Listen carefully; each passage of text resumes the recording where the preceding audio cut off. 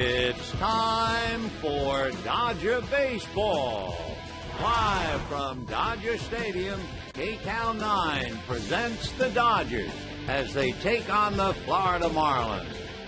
Hi, everybody, and a very pleasant Tuesday evening to you, wherever you may be. Welcome to Game 2 of the three-game series with Florida. The Marlins, by winning last night, have now beaten the Dodgers 3 out of 4. Dodgers struggling against the Eastern Division. They've lost 10 of 14. And as far as the Marlins are concerned, they've found a home here. They have beaten the Dodgers 9 of the last 12 meetings here at Dodger Stadium. On the mound, Chris Volstad, 6'8", big right-hander, who allowed the Dodgers only 2 earned runs and lost to them down in Florida. He'll be on the mound for the Marlins. And for the Dodgers, fresh from coming up with his 100th career victory, it'll be Vicente Padilla. We'll get to the ball game. We'll have it all coming up for you right after this.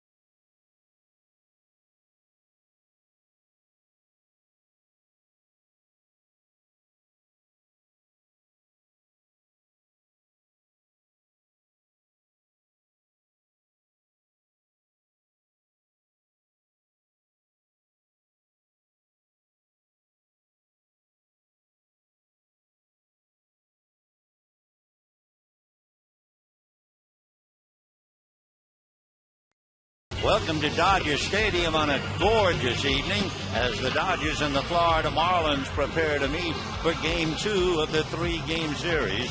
The Marlins have won 2 straight. They are 8.5 games behind Atlanta, 4th place in the National League East. The Dodgers trying to build up some kind of a head of steam, having won 5 of 6 on the last road trip, only to come home and stumble last night, but they've still won 7 out of 11. The Dodgers are in that stretch going up against the Marlin team that has not only beaten them 3 of the 4 meetings, but here at Dodger Stadium, things are going swimmingly for the Fish. They have won 9 out of 12 here. So Game 2 of the 3-game series, the concluding game, the top of the list as far as the Marlins and the National League is concerned, and that would be Josh Johnson. And the Dodgers trying to go after Josh with Hiroki Kuroda. But tonight is the night, Vicente Padilla and Chris Volstad. And let's take a look at the visiting Marlin lineup. Chris Coghlan, last year's Rookie of the Year in left field. Gabby Sanchez at first base. Hanley Ramirez at shortstop. And Jorge Cantu at third base. Dan Ugla at second. Cody Ross in center. Ronnie Paulino behind the plate. The pride of Sherman Oaks and Notre Dame Academy, Mike Stanton in right field. And Chris Volstad on the mound. On the mound for the Dodgers, freshman having won 100 games in his career, Vicente Padilla. You may remember he went 7 and beat the Giants last time out to balance his books at 2-2. He is 4-5 lifetime against the Florida Marlins.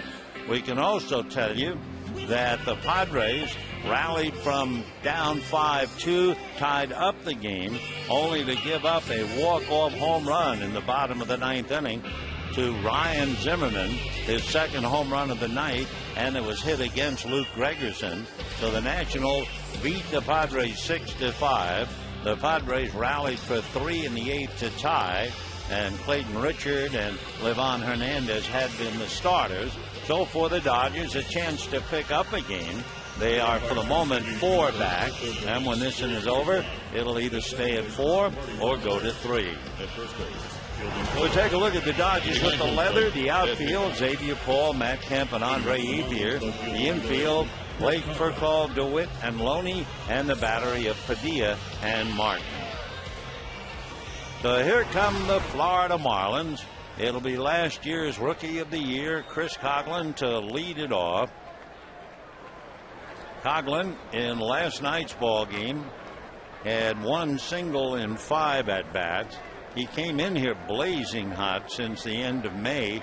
He was hitting .331. Padilla ready and delivers and jumps it in there for a strike, and the count 0-1. He's out of Maryland, went to the University of Mississippi. And Coghlan, 25 years old. No balls in, 1 strike to count as Padilla deals and promptly hits him right on the number. So Padilla nails the leadoff man Coghlan with a fastball at 92. And Padilla starts off on a rocky note. For Padilla, that would be the 5th batter that he has nailed this year. In each of his last 2 games, he has hit somebody, and then he indeed has gotten one back, or certainly one of the Dodgers got it. So Coghlan at first, hit by the pitch, and as far as Chris is concerned, that would be the 3rd time that he's been hit by a pitch this year. So Coghlan at first, and Gabby Sanchez at the plate. So one Rookie of the Year, bona fide last year, and certainly a candidate this year, it's Gabby Sanchez. And they're a bluff at first, a throw down, and getting back is Coghlan. It was more than a bluff. It looked like he was going to try to steal, and then realized he didn't get a big enough jump. And he decided to get back and just did beat the throw by Russell Martin. For Coghlan to lead off and get aboard, last night 6 leadoff men reached and 6 leadoff men scored, 3 for each team. So we'll see if that holds up tonight. Padilla very deliberate, set at the belt, comes to Sanchez, works a strike, and that balances it up. 1 ball and 1 strike to Gabby Sanchez. Beautiful evening, 67 degrees. The Coghlan at first. Sanchez batting .306, 9 home runs, 38 runs batted in. He's 9th in the league in infield hits. He has 13 infield hits. Throw to first. Coghlan back on the bag. Sanchez runs well. He's also 2nd in the league to score from second on a base hit. So Coghlan at first, Sanchez waiting, and then the number 1 guy, Hanley Ramirez, on deck. 1-1 pitch coming up. Padilla set. Vicente delivers, swung on and missed. 1-2 the count. Sanchez taking a huge rip at it. There's Anibal Sanchez, and there is Brian Sanchez, but Brian's last name ends in an S instead of a Z. So 1-2 the count. Gabby Sanchez, right-hand batter, waiting at the plate. Long look by Vicente. Now he's ready. And the 1-2 pitch coming up. Padilla delivers. It is swung on and fouled away. Still 1-2 to the boy from Miami. The Vicente Padilla, the pride of Nicaragua, working on Gabby Sanchez. Padilla with 100 major league victories under his belt. And of course, coming from Nicaragua, he's behind Dennis Martinez, way behind. Dennis had 245. But he has 27 more than Mariano Rivera, who's from Panama. Now the 1-2 pitch coming up. Padilla at the belt, ready, here he comes, and it's fouled away again. For Gabby Sanchez, he'll be 27 in September. Well put together, 6'2", 230. Everything about him is Miami. As a youngster, he grew up with a family who owned batting cages in Tamiami Park, adjacent to the turnpike, and he spent a lot of time swinging the aluminum bats and hitting balls off a tee put there by his father. He fouls another pitch away, and the count remains 1-2. Gabby has lived his entire life in South Florida. He frequently went to Dolphin Stadium to watch Marlins games, and they chose him out of high school in the 2002 draft, but he opted to go to Miami instead. But finally graduated, and here he is. The 1-2 pitch. Coghlan goes. The throw down by Martin is in time to get him.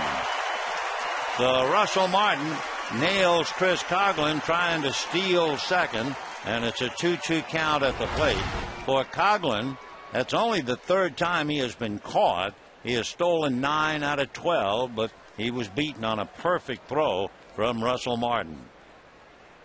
Tag made by Blake DeWitt. So we have 1 away and a 2-2 count. The pitch to Gabby fouled away yet again. Still 2-2. Gabby Sanchez, a high school All-American. He was a business management major at the University of Miami. And 4 years ago, he was the minor league player of the year. Ground ball into the hole, off the glove of Casey Blake, but it's going to be a base hit. Casey would not have been able to get him, even had he fielded cleanly. So a single following a hit batter and an attempted stolen base. And now here is Hanley Ramirez. We mentioned last night and again tonight that the Fish have really found a home here. They've won 9 of 12. And Hanley Ramirez has a .434 batting average in the 13 games he's played at Dodger Stadium. That's tops amongst all active players. He has a .492 on base percentage here as well. So Hanley Ramirez batting .297, all-star shortstop, 13 home runs, 53 runs batted in. Padilla ready.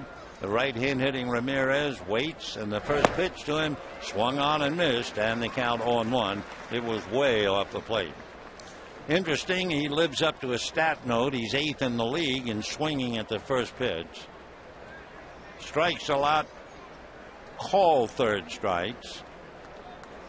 And he is 10th in the league in grounding into double plays. So Ramirez, who has hit into 10 DPs, up there with 1 out. You have Sanchez at first, no score, and Padilla ready. Now the strike one pitch, and that's taken low and away. Nice block by Martin to keep it in the dirt, but not behind him. 1-1 the count. Among other things, when you skim the cream off the top of the Marlins, you find out that their pitching staff is first in allowing bunt singles. The staff is also first in allowing infield singles. So for Edwin and his new managerial job as the skipper, Rodriguez, he watches Ramirez swing and miss, and the count 1-2. Another thing about the Marlins, they have lost 7 games where they're leading at the start of the 7th inning, and they have lost 8 games when they're leading at the start of the 8th inning. So they've been burned. A lot of clubs have come from behind against them. 1-2 the count to Hanley Ramirez. Out of a stretch goes Padilla. Vicente set, ready, very cautious, looking over at first, and now comes to his hitter, and the breaking ball down and away. 2-2 the count. So Vicente Padilla working very carefully here in the first inning against the ball club, the Marlins, who are second in strikeouts. The ball club very aggressive, and they have struck out 657 times. Here's the 2-2 pitch. Padilla again ready, conscious of the runner at first, and the next one is swung on and missed, and down goes Hanley Ramirez. So it started off with a hit batter, then the attempted steal that went down the drain, then the infield single. Now Ramirez strikes out on a fastball, and the batter will be Jorge Cantu, who sat last night's game out because he had gone 1 for 11 in the recent series against the Atlanta Braves, and they thought he could use a time off. His numbers are interesting. He's hitting .261 for the league. Takes that soap bubble in for a strike. That's the first time Vicente has popped that thing up there. 0-1 the count. Cantu, in his first plate appearance against a starting pitcher, is hitting just .169. Then his second look, he's hitting over .300 against the same pitcher. The strike one pitch, a check swing, and they look at first. No swing, says Field and Culbreth, and a 1-ball, 1-strike count. Now Cantu, in the opposite of Ramirez, second lowest rate to take a called third strike. So the right-hand hitter with that last name Cantu, Padilla ready, looking, very conscious of the runner.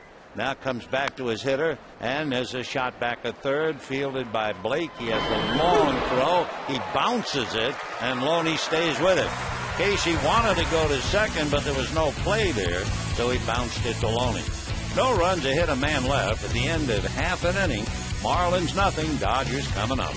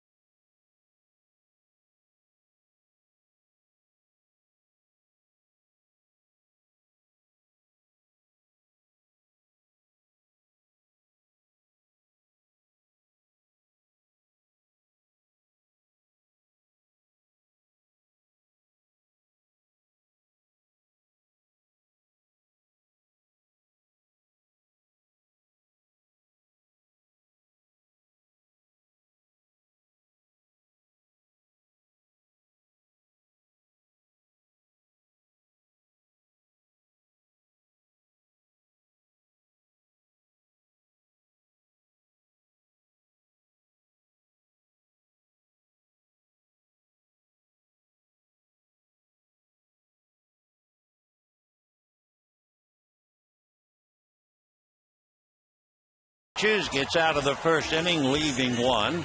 And we go to the bottom of the first inning. We'll take a look at the Dodger lineup. Rafael for call, followed by Matt Kemp and Andre Ethier. James Loney hits cleanup at first base. Casey Blake, Xavier Paul, and Russell Martin batting seventh. Blake DeWitt hits eighth, and Vicente on the mound. On the mound for the Marlins is a big fish, Chris Volstad. He is 6'8", 195 pounds, out of Palm Beach Gardens, Florida. He was a #1 pick by the Marlins 5 years ago. So Volstad, quite an impressive sight at 6'8", standing on the 10-inch mound. And the first pitch to Furcal is outside, ball one. Rafael hitting .335, homered in the fourth inning last night. He swings, grounds one to the right side, kicked for the moment, picked up by Ugler to throw him out. Rafael had 3 home runs in his last 5 games. He had 2 home runs in his first 47 games. So this time he grounds to second, and we have one away. Matt Kemp coming up against Volstad. In checking, the Dodgers and Volstad have met before. Matt Kemp 3 for 12 against him. Matt hitting .265, 15 home runs, 47 runs batted in. Kemp last night went 0 for 4. Volstad ready and delivers, and the first pitch in for a strike. 0-1 to count. No score, bottom of the first inning, 1 out, bases empty. The strike one pitch on the way, golfed at and missed, trying to lift a 93-mile-an-hour fastball. Volstad, among other things, because I guess he's so big, the base runners have really been running wild on him. They're 17 out of 18, but you have to get on first.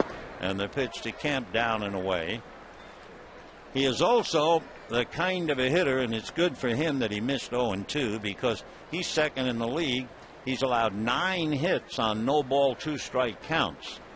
Here's the 1-2 pitch to Kemp, and that's taken low. 2-2. For Chris Volstad, well, he'd be third in the league in tough losses. He's lost 4, and the definition would be a losing pitcher when he pitches at least 6 and allows 3 or fewer runs, and he's lost 4 of those. Ground ball, base hit in the left field for Matt Kemp. So the 1-out single to left puts a base stealing threat on. And remember, base runners have stolen 17 out of 18 against Chris Volstad. And he'll perhaps be challenged by Kemp, who has stolen 11 but has been caught 10 times. So Andre Ethier will check in with a runner at first, 1 out, first inning, no score. The all-star right fielder, 2 for 8. Against Volstad in the past. Andre batting .324, 13 home runs, 49 runs batted in. Out of a stretch, Volstad delivers. It is swung on and lifted to left field. Coughlin moving over, settles under it for the out. So before we had a chance to tell you that Ethier has just been chewing up the Marlins, he hits a fly ball in the first pitch. Andre, 2 for 3 last night, was hitting better than .420 against the Marlins this year. And now the batter is James Loney. Loney hitting .305, 5 home runs, 57 runs batted in. Loney in last night's game was 1 for 4, lost a base hit on a good play by Hanley Ramirez. No score first inning with 2 out. We'll see if Kemp tries to go. Volstad straightens up, looks over his shoulder at Matt. Whoops, there he goes. And the pitch is dropped at the plate by Ronnie Paulino. So that means the league has now stolen 18 out of 19 against Volstad. And if I know that, they know that, which means anytime the Dodgers get aboard, you can expect them to be running on the tall right-hander. 1 ball and no strikes, the count. Loney waiting, the 1-0 pitch in for a strike, and the count 1-1.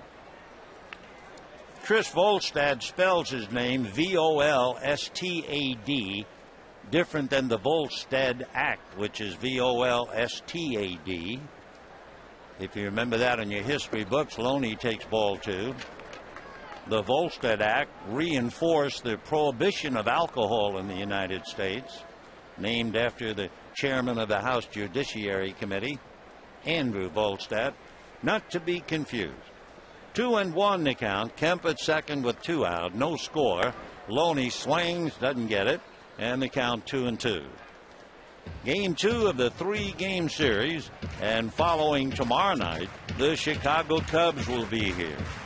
Johnson and Kuroda, and then it'll be Kershaw and Wells, Billingsley and Lilly, Eli and Gorsolani. 2-2. The pitch to Loney is fouled away down the left field line, out of play. James has had a wonderful half year. We use the term half year. The Dodgers now having played 82 games. He is 15 for his last 25 with runners in scoring position. Loney with 57 runs batted in, trying to make it 58. Volstead leans in, getting a sign. Loney feels he's taken too much time and backs out. 2-2 the count. Volstead set, bend at the waist and knees, looks back twice at Kemp, comes to Loney and misses off the plate. Ball 3. Another thing, as we study Volstad's numbers, he has walked 34 and struck out 64, which means he's fighting it. 3-2 the count to Loney, and the pitch hits slowly foul up along first base, and the count remains 3-2. We'll repeat. San Diego down 5-2, scrambled back to tie it up 5-5, only bowing to a walk-off home run by Ryan Zimmerman of the Washington Nationals in the bottom of the 9th inning. It was Zim's second home run of the game. He hit it against Luke Gregerson. 3-2 pitch to Loney is a ground foul the other way outside of third, though Loney is still there. For Chris Volstad at 6'9", you would expect that everything and anything he throws would come up there hard, but that's not necessarily so. Fastball, curveball, and a change, which he throws to left-handed batters more than others. Kept going to third on ball 4. So Matt Kemp steals third. Volstad didn't look back, so Matt took off. So Kemp now has stolen second and third. So add another one against Volstad. He just cannot hold runners on. That's a tremendous weakness. And here is Casey Blake. So Volstad has now had the league steal 19 out of 20 against him. Casey Blake hitting .261. He has 8 home runs, 33 runs batted in. Volstad ready. Here he comes. Fastball inside. Ball 1. So he's fighting his control. The league is running on him, and he's 4-7.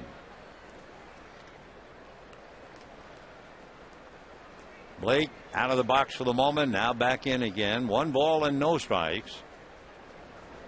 Volstad trying to get out of a first inning jam. And the 1-0 pitch to Casey taken inside. Ball 2. 2-0.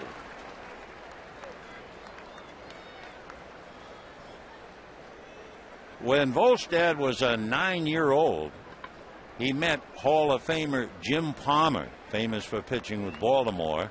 And it was Jim Palmer who taught him the way to grip a baseball. 2-0 pitch fouled away, 2-1. Palmer taught him how to balance himself atop the rubber, how to push off towards home plate, how to land in the same spot every time, and most of all, after teaching him to throw a curveball, Palmer made him work extremely hard to throw strikes. 2-1 the count to Casey Blake. First and third, 2 out, first inning, no score. Throw over to first, and back on the bag is Loney. Now James could be gone at any time. Loney held on by Sanchez, and James has stolen 9 out of 13. Kemp at third has stolen second and third. 2-1 the count. Volstead set, ready, 2-1 pitch, swung on, pop foul off first. Gabby Sanchez combing over to the stands, can't get it. Back in about 3 rows from him. 2-2 the count.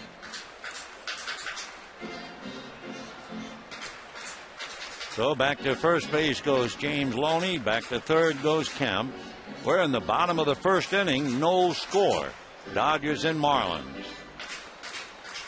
For Volstead, an awkward inning with 2 stolen bases, a single and a walk, and this will be his 22nd pitch. Padilla made 19 in his half. All right, Volstead straightens up, checks the runners. 2-2 pitch is taken, strike 3 called. The Casey Blake caught looking. No runs, 1 hit, 1 walk, 2 stolen bases, 2 left. And at the end of an inning, no score.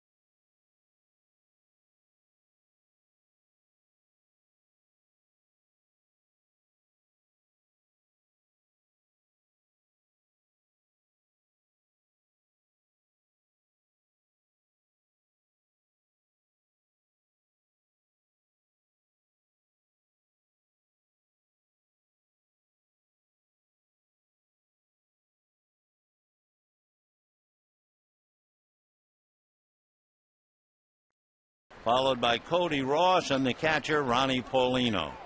Ugla at second base checks in, right-hand batter. Dan takes a strike and the count 0-1. That last name Uggla. In Swedish it means owl. Hitting .278, 16 home runs, 49 runs batted in. Strike 1 pitch to Dan is taken off the plate. 1 ball and 1 strike. Dan Ugla, among other things, was left for 5 years in Double-A in the Arizona organization, though they have to regret letting him get away. He hits a bullet into the stands, foul, and the count 1-2. What Ugla has done in his young career, he's averaged 105 runs scored. He's hit 32 home runs, driven in 95 every 162 games of his career. In fact, how good is he? Well, in the last 50 years, only 4 National Leaguers in a debut year had 20 or more home runs and 75 or more RBIs. The pitch to Dan a little high. Who are they? Albert Pujols, Orlando Cepeda, Frank Robinson, and Dan Ugla. Ugla, with 27 home runs as a rookie second baseman, broke Joe Gordon's mark, and he hits one to center. And makes a fine catch. So Matt Kemp spearing one on the dead run. Ugla still keeping his chaw as he chews going back to the dugout. And a fine catch by Matt Kemp. He had to turn his back and run and then reach up before he hit the pads. A fine play. And we have a long out to center, 1 away. So Matt has had a single tonight. He has stolen second and third. He has taken an extra base hit away from Ugla. Here's Cody Ross. And Cody, the former Dodger, takes his strike. 0-1. We told you the Marlins have found a home here. They've won 9 of the last 12. Cody Ross has hit safely in 10 straight at Dodger Stadium. Batting .289. He grounds one up the middle for a call to his left. Comes up with it and nails him. So we have 2 down in the second inning. No score in the ball game. Ronnie Paulino coming up. So you have 2 Marlin hitters going back to the dugout shaking their heads. I think Ross thought that ball would find its way into center, and Ugla just couldn't believe that the ball died and was speared by Kemp. So here's Paulino, the big catcher, and Ronnie takes a soap bubble and pops it up into right field. Ethier and DeWitt, and it's DeWitt over the shoulder going away. So a quick inning, 1, 2, 3, and at the end of an inning and a half, no score.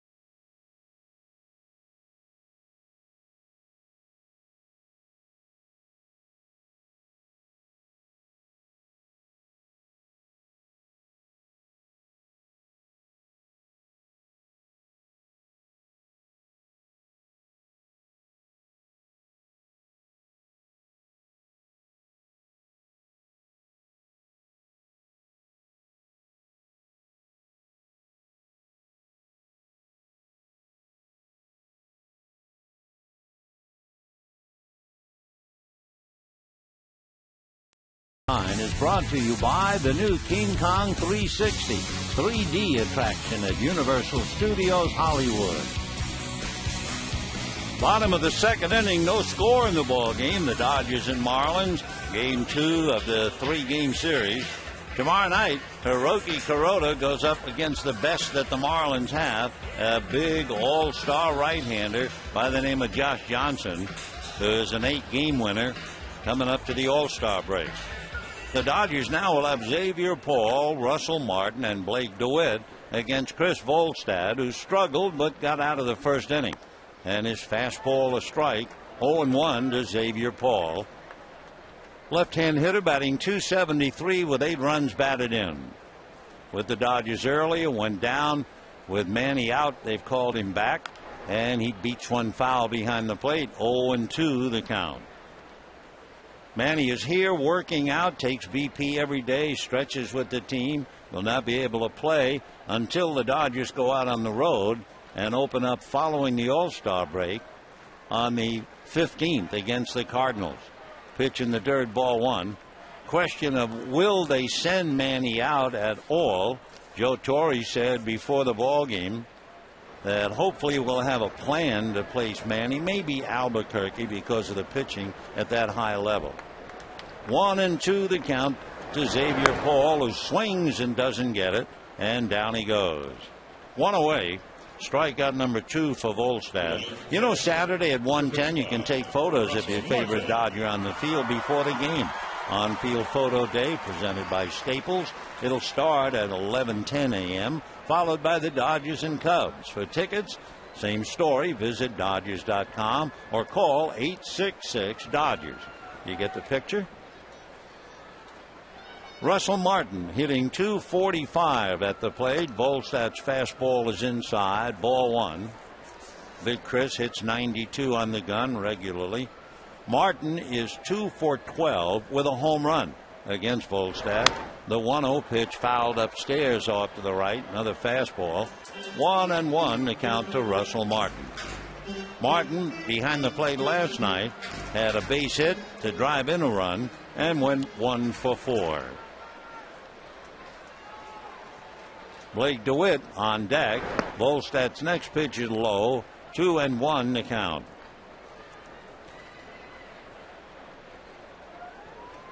No score, bottom of the second inning.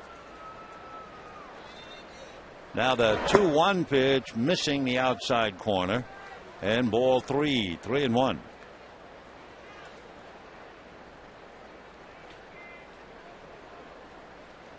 They watch the pitcher so closely in every way. The 3-1 pitch grounded foul.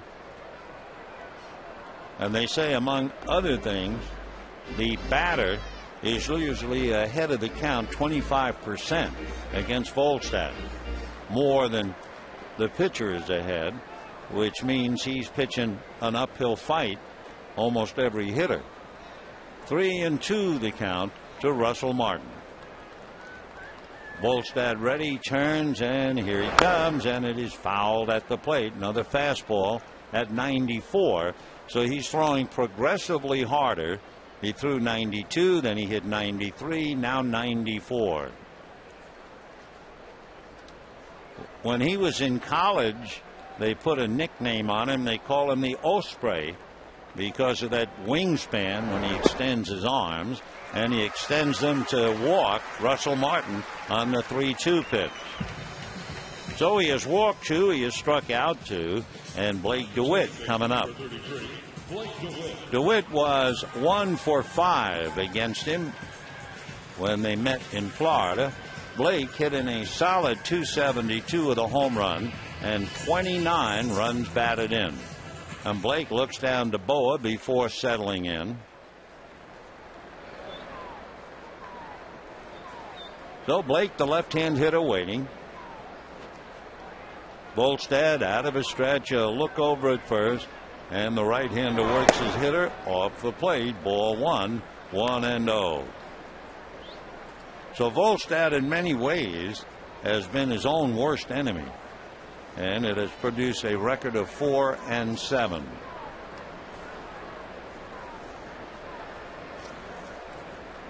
Chris again straightens up. DeWitt waiting. Martin off the bag at first. Remember, everybody runs on the Osprey. Big Chris Volstad. Dodgers stole 2 bases in the first inning. Martin, who has stolen 6 out of 8, so he would be a threat to go. The only thing to slow him down would be the pitcher Padilla on deck.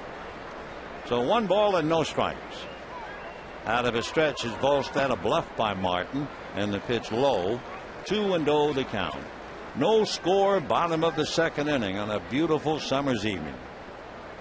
Blake DeWitt, heavily bearded now, checking with Larry Boa. 2 balls and no strikes. Volstad again set. Quick turn and throw. Martin diving back to the bag. Volstad, considering the fact that the league has run wild on him, I'm sure has tried to work extra hard and has moved to first. The 2-0 pitch coming up to Blake DeWitt, swung on, fouled away, upstairs off to the left. 2-1 to count. The Giants are winning. The Padres lost, and the Dodgers scoreless here in the bottom of the second inning. Volstad deep in thought. Now the big guy lifts his head and looks in. Back in April, the Dodgers played the Marlins in Florida. He pitched well, 6 1/3, allowed 2 earned runs, and they lost the game. The Marlins did 7-3. There goes Martin, hit and run, base hit to left field. Martin turns, falls down. They throw back of him, but he gets back to the bag. So on a hit-and-run single, Martin is laughing as somebody pulled the rug out from under him.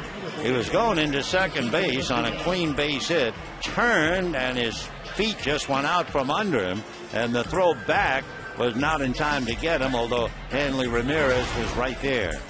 So Martin, on the dead run, finally stays safe at second. 2 on, 1 out. Ronnie Paulino out in front of the plate, and we'll see how the infield plays itself as Vicente Padilla checks in. You have a very hot hitter, so the Marlins are looking bunt, and we'll see as Padilla, right-hand batter, checks in. He has 3 sacrifices this year. He shows bunt, misses at the plate, and the count 0-1. So Padilla takes a long walk away from home plate to look at Boa. The runners are doing the same. Martin at second, DeWitt at first. And Padilla has the message and gets back up to the plate. On deck, Rafael Furcal. So Martin at second, DeWitt at first with 1 out. No score, second inning. Padilla showing bunt. And the pitch is bunted back to Volstad. He looks at third and goes to first. So the sacrifice works. And the Dodgers now have their machine coming up to the plate, and that, of course, would be Rafael Furcal. Furcal has batted .526 during a season-long 9-game hitting streak. Since the 15th of June, he's hit .452. They couldn't ask for a better man up there with first base open and Matt Kemp on deck. Paulino is pointing towards first, holding up his right hand, and now settles into a crouch. So 2 out, second inning, no score. Martin at third, DeWitt at second, and the first pitch to Furcal, low, ball 1. 1-0. As we always do with a runner at third, we find out that Chris Volstad, who, as we said, could be his own worst enemy, has 7 wild pitches. Now the 1-0 pitch on the way, and that's taken low, ball 2. So Matt Kemp waiting. Volstad up to his hips in trouble here. 2-0 to count. Kemp singled and stole second and third in the first inning. 2 out and a 2-0 count to Rafael Furcal.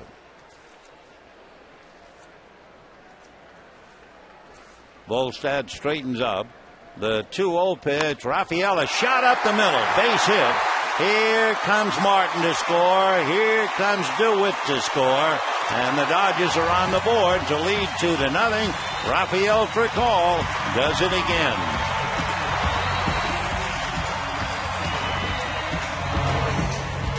So Martin and DeWitt coming home on a solid single up the middle. And now with Furcal at first and a 2-0 lead, the batter is Matt Kemp. And again, Volstad has a lot on his mind. Not only that he's trailing, but that everybody loves to run on him. And Furcal has stolen 12 out of 15. See, here's Kemp, who had 2 stolen bases in the first inning. 15 home runs, 47 runs batted in, throw to first, and Furcal goes back standing up. The old story for an experienced base runner: make your throw over here until I can see your best move, not the commercial one you're trying to sell me. Volstad straightens up. Kemp waits at the plate, and the first pitch outside, ball 1. So he's still throwing 93, but it's a shaky 2 innings for Chris Volstad. 2 runs, 3 hits for the Dodgers, no runs, 1 hit for the Florida Marlins. Now Volstad out of a stretch. There goes Furcal. Paulino's throw is not in time. There used to be a song, Running Wild, Out of Control. Well, that's what's going to happen tonight to Chris Volstad. The Dodgers are just going to run him right out of the ballpark as Furcal steals. So 3 stolen bases, and time for the moment as the Marlins pitching coach makes his way out to try and counsel. Randy St. Clair going out to talk to the big right-hander. I guess at 6'8", there is so much going on before you release the ball, and especially right-handed. I mean, it was one thing to see Randy Johnson at that size, but at least he was looking over at first. But Volstad has just been wounded. The league has now stolen 20 out of 21, and this is at the halfway mark. Burkall has now stolen 13 out of 16, and Matt Kemp trying to pick him up. 2-0 the count to Matt. Volstad ready. Here he comes, and it's high. Ball 3. Well, once in a while, Joe Torre will green light Kemp 3-0 because of his great power. So we'll see whether Joe turns the light on or not, and whether Kemp finds the pitch he wants. 3-0 coming up. Volstad looks back at Furcall. Now the 3-0 pitch swung on and fouled away, and the count 3-1. In Arizona, Kemp hit a 3-0 pitch for a home run and had a 3-1 pitch that he drilled for a base hit. So Matt Beck up, 3-1 the count. In the inning with 1 out, Martin walked and DeWitt singled. Sacrifice, and then Furcall's 2-run single, and a tremendous drive to left field, gone halfway up the pavilion, and the Dodgers lead 4-0.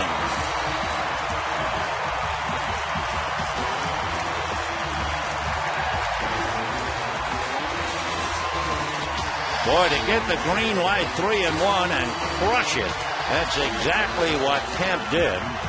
So as Matt comes around, his 16th home run, he now has 49 runs batted in, and that thing was hit a mile and a good halfway to 3/4 of the way up the pavilion in left field.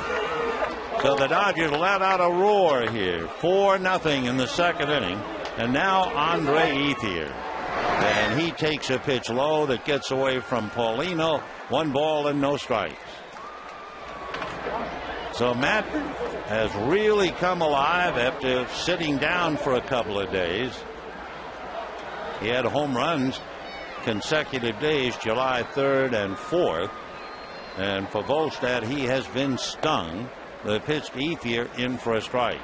For Big Chris, that would be the 9th home run that he's allowed. Of course, that's nothing compared to Nolasco, who has given up 20 home runs. Here's the 1-1 pitch, and that's lifted to left field, but it's playable. Coughlin comes in and over and makes the catch for the out. So the damage is done. There was a walk, 2 singles, a stolen base, and a 2-run blast by Matt Kemp. And at the end of 2, 4-0 Dodgers.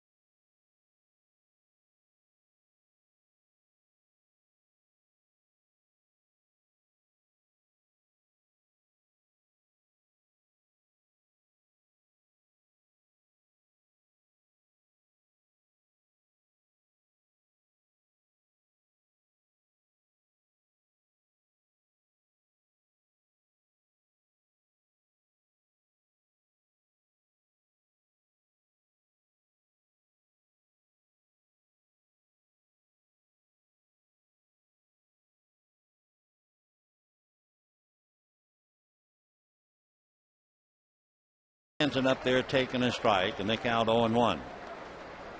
Stanton, 20 years old. He'll be 21 in November.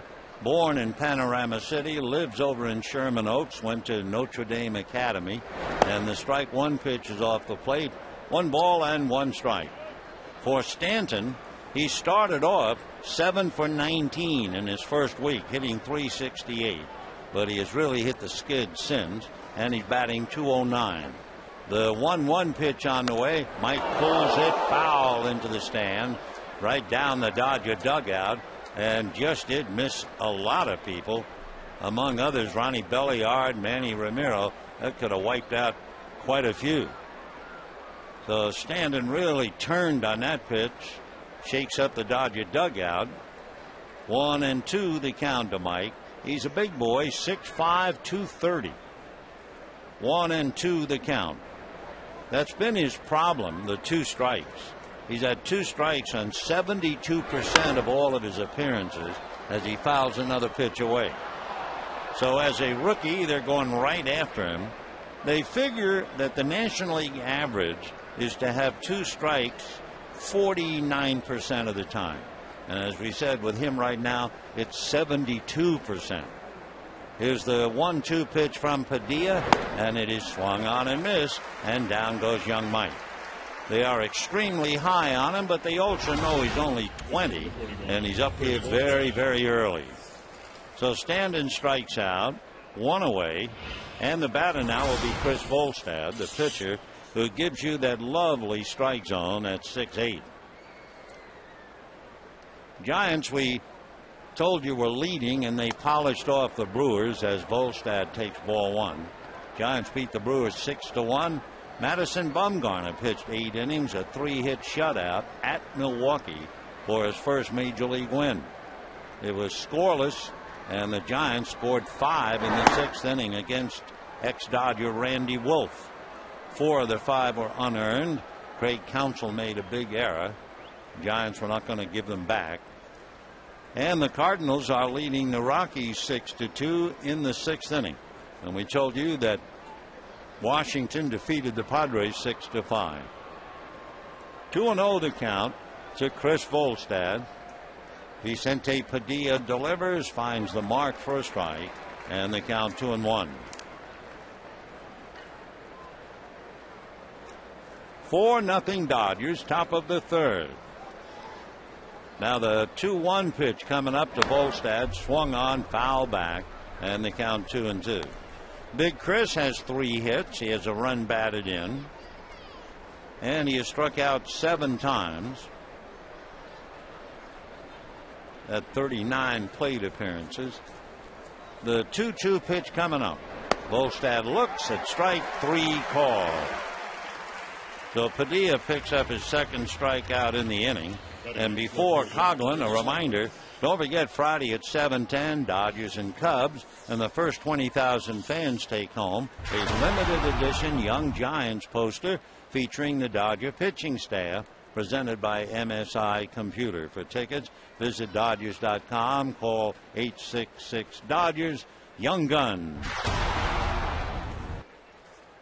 Chris Coughlin hit by a pitch in the 1st inning, and then promptly thrown out trying to steal.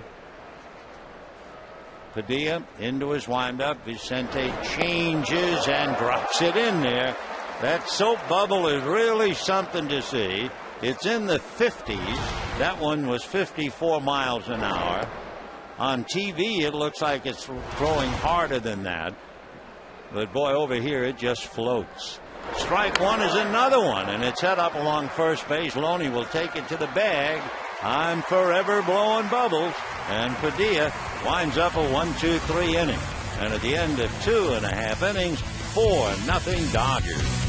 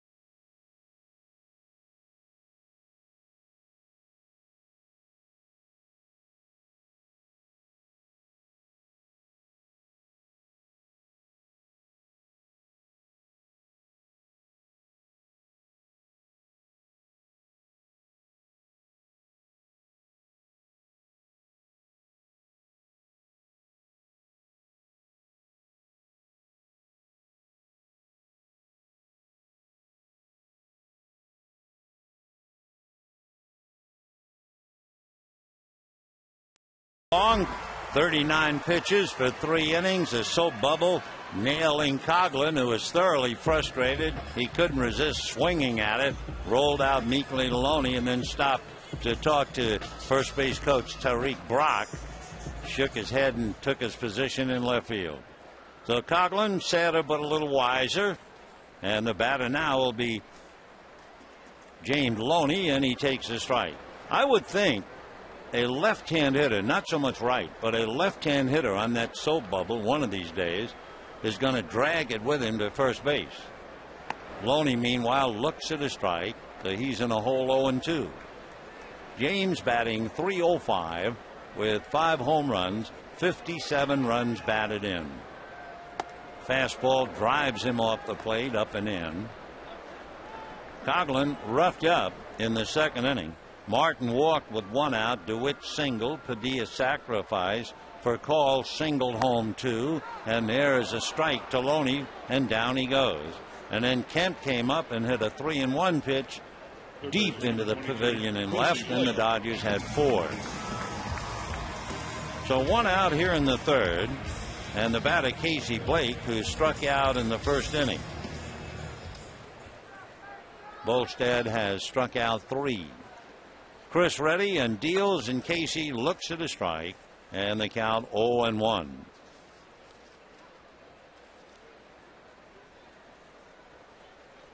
No balls and 1 strike. Bolstad strike 1 pitch. That's a little low. 1-1. Chris's father is a dentist. His mother is a hygienist. The 1-1 pitch on the way, sliced foul off first, down the line, back into the crowd. 1-2 the count. When Volstad was a senior in high school, at least one Florida scout attended 11 of his 13 senior starts. So they were ecstatic to pick him high up in that 2005 draft, number 1. Fastball whacked to left, down the line, carrying into the seats. Home run for Casey Blake. And the Dodgers lead 5-0.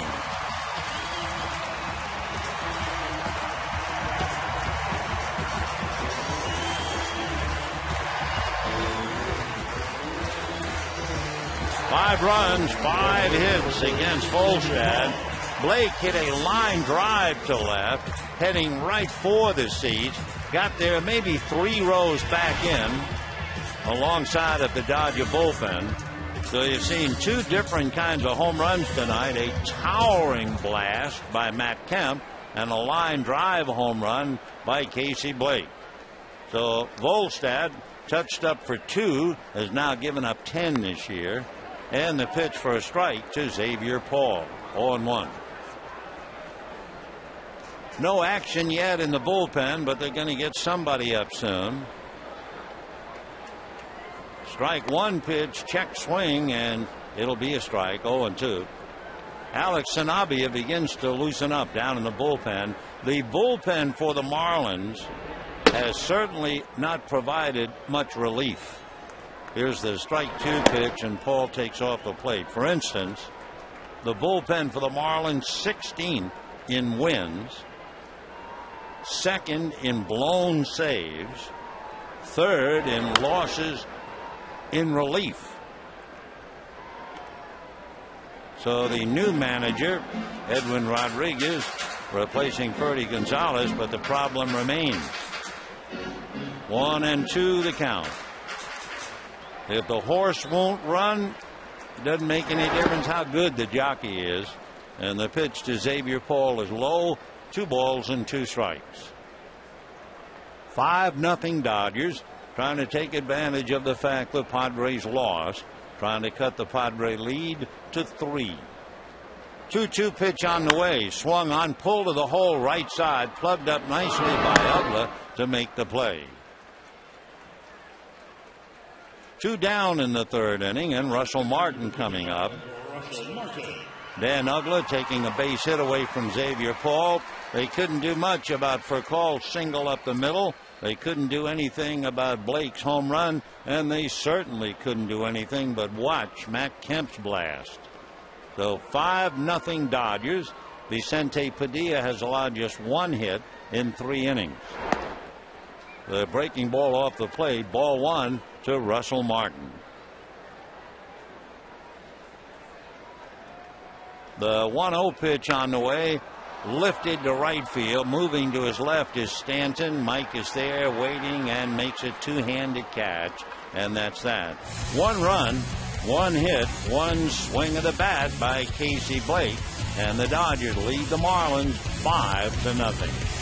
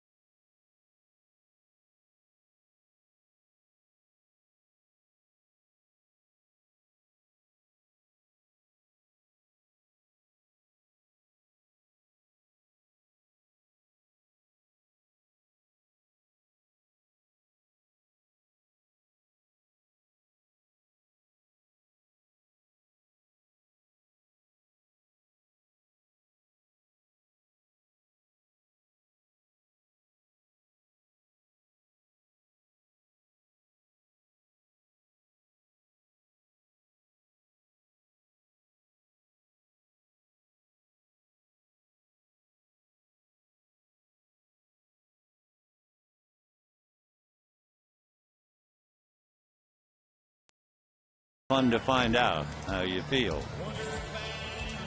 Yeah, Broxton, Ethier, Oloney. Wow. 2 of the 3 All-Stars, and the 3rd playing like an All-Star. Talk to you about the Cardinals. They are whacking the Rockies 9-2. Among other things, Matt Holliday hit a 3-run home run for the Cardinals against his old club. 5-0 Dodgers. Sanchez, Ramirez, and Cantu. Right. Gabby with 13 infield hits, batting .308.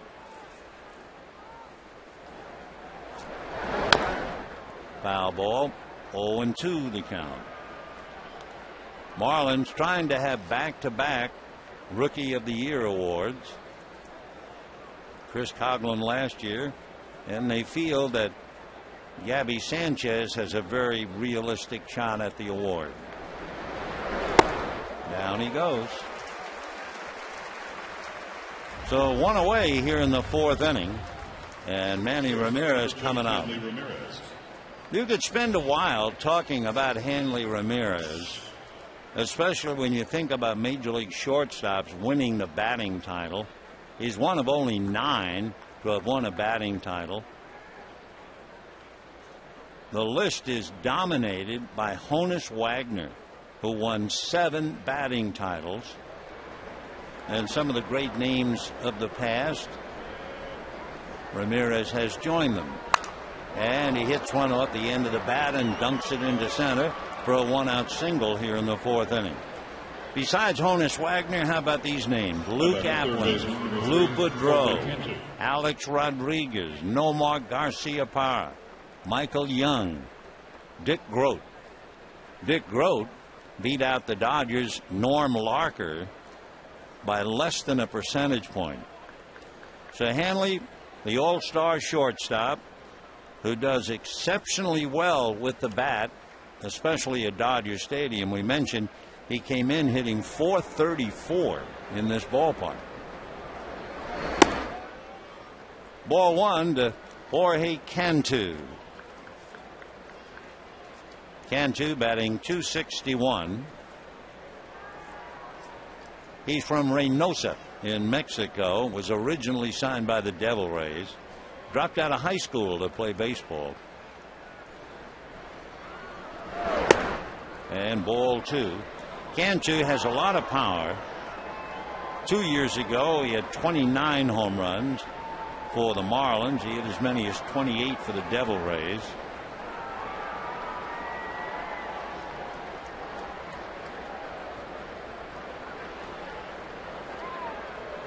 Ramirez at first with 1 out. 5-0 Dodgers. Fouled away. Cantu was born in McAllen, Texas. He has dual citizenship. We told you he dropped out of high school to play, but for 3 straight off seasons, he took accelerated classes and finally got his diploma. As a little boy, he idolized Cal Ripken. 2-1 pitch. Foul back.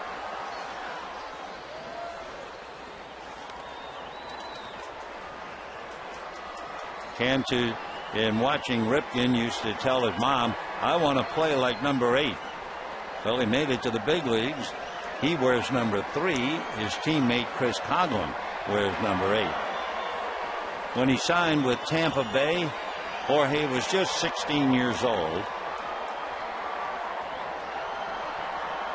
2-2.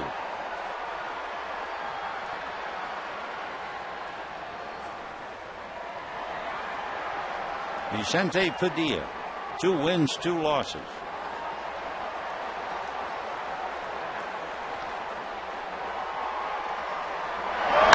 And a high fly ball, but he got under it. So that's all it is, a fly ball. And Xavier Paul lost it in that light sky. And stopping at second on the base hit is Ramirez. So Xavier Paul just couldn't find the ball. It is a tough time, and I'm sure he's being reassured by Matt Kemp. It is 8-17, and you can see Paul holding the glove up. Where are you, ball? Oh, there you are. So it's a fly ball single for Cantu. Runners at first and second with 1 out. And Dan Uggla, certainly a home run threat coming up. Uggla has 16 home runs, so he can get you well in a hurry. Dan, 49 runs batted in. Starting the year, he needed 22 home runs to become the Marlins all-time home run leader. So he has 16. He needs 6 to go.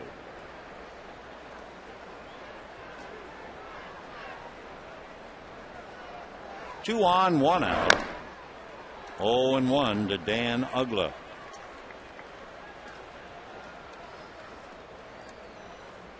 Uggla got everybody's attention when he broke in as a rookie. 4 years ago, he had 27 home runs. Josh Willingham had 26. So they became the second pair of rookie teammates to each hit 25 or more. And the others were Al Rosen and Luke Easter for the Cleveland Indians way back in 1950. Uggla 5'11", 200. He has Ramirez at second and Cantu at first. 0-1 the count. 1-1. Looking to see if they mention it in the notes. At the end of last year, in fact, it was early in September, even though he's just really young in the league, he had homered in 24 major league parks in 4 years. 24 different parks. 1-1.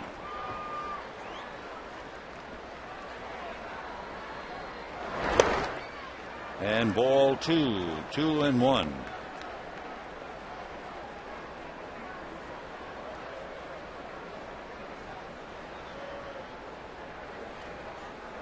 No, they don't have any other information about that.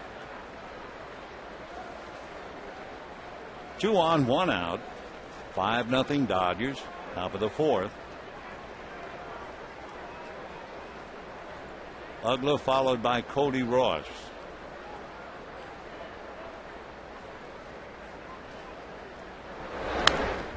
Uggla, back in the 2nd inning, if you weren't with us, really hit one to dead center. I don't think it would have gotten out, but it would have hit high up on the center field wall. And Matt Kemp went back and made a fine catch. Had to go turn his back to home plate and take off. That thing was crushed. But then Kemp came up and said, I'll show you how to play long ball, and hit it 3 ways up that pavilion in left field. 2-2 to Dan Uggla.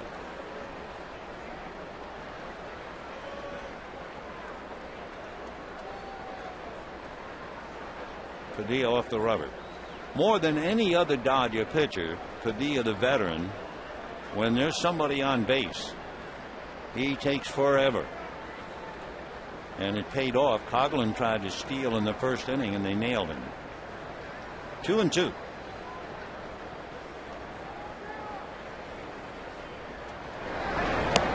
And got him. So a little slider away. Just broke off the corner at the last second. 4 strikeouts for Vicente Padilla. And with 2 down, in fact, make it 5 strikeouts now. And here's Cody Ross. Grounded up the middle for call, went behind the bag to throw him out. Cody hitting .288. 7 home runs, 44 runs batted in.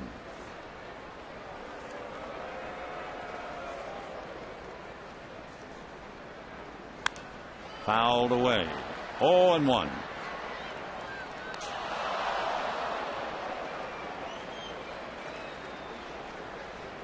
Last year, it was the end of April. He took the mound in one of those runaway games. He pitched a scoreless 9th inning. Gave up 1 hit to Jason Worth of the Phillies, but retired the side without getting deeper into the bullpen. Interesting thing, too, about Cody last year. That's in there. He started the year hitting .115, and Hanley Ramirez gave him an empty can of Skoal, the chewing tobacco, to put in his back pocket for good luck. In his next at-bat, that empty Skoal can was hit by a Peter Moylan fastball. So you could say he was hitting a can, and you could really mean it. 0-2 the count. Oh boy. 5-0 Dodgers in the 4th. Then Russell going out to talk to Padilla.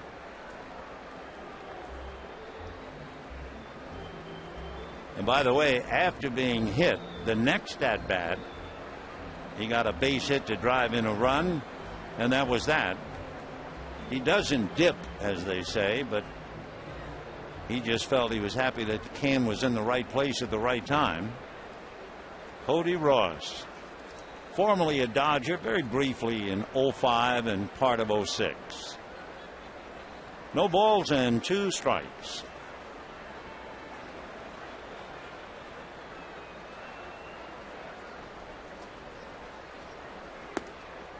One and 2. We haven't seen that soap bubble since he threw one to Coghlan in the 3rd inning. And the young left fielder couldn't resist and tapped it weakly to James Loney.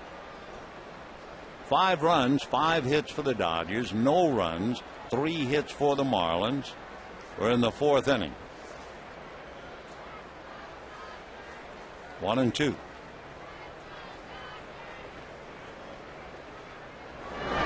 Slider, he just did get a little bit of it. Still 1-2.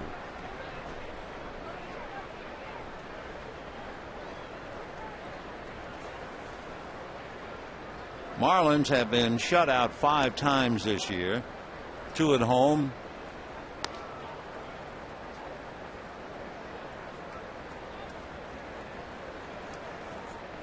One and 2 to Cody Ross.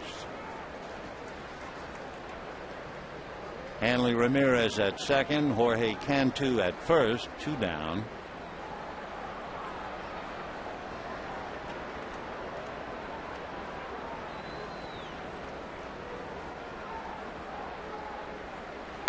And that's fouled away again. Pretty good fastball at 92. So Cody's getting the store. Curves, slider, fastball, and a 1-2 count. Everything but the soap bubble.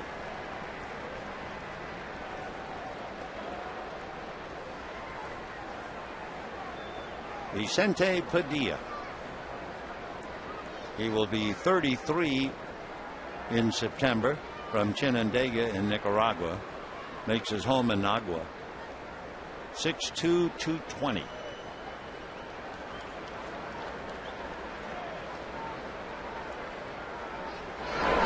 Fastball foul back. Dennis Martinez of Nicaragua had 245 victories. Vicente Padilla 100. Mariano Rivera 72 from Panama.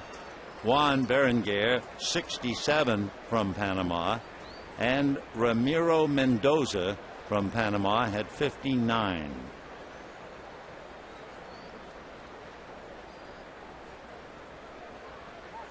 One and two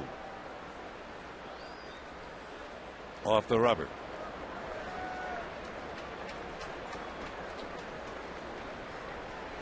And now he wants to talk to Martin, so timeout.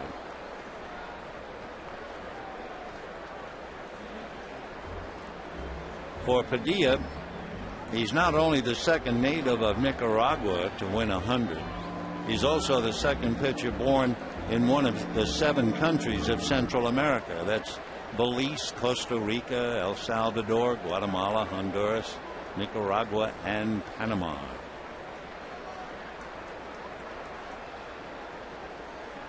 One and two to Cody Ross. 7 home runs, 44 runs batted in. And fouled it away. Just did get a little bit of the breaking ball, but Ross still alive. 1 and 2.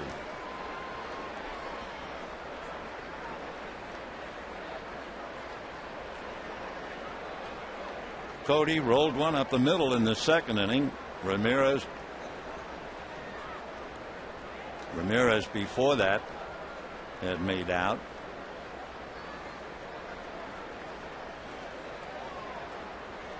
Quite a lengthy battle here. 1 ball and 2 strikes.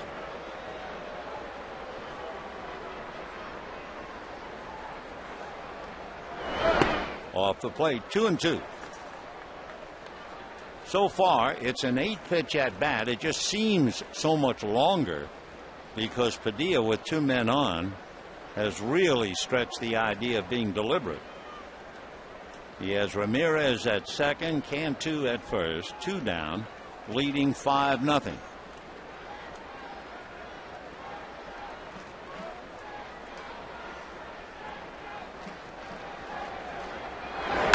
Foul back again. Though now a 9-pitch at bat. And the deuces remain wild. 2 balls, 2 strikes, 2 out, 2 on. Cody Ross out of New Mexico, 5'9", 205-pounder. His dad, a football player at the University of New Mexico, and was also involved in steer wrestling. 2 and 2.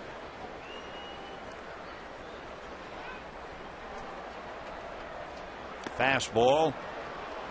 Though he's gone 3 and 2. And with 2 down, the runners will be on the move. Ramirez from second, Cantu at first. The catcher, Ronnie Paulino, is on deck.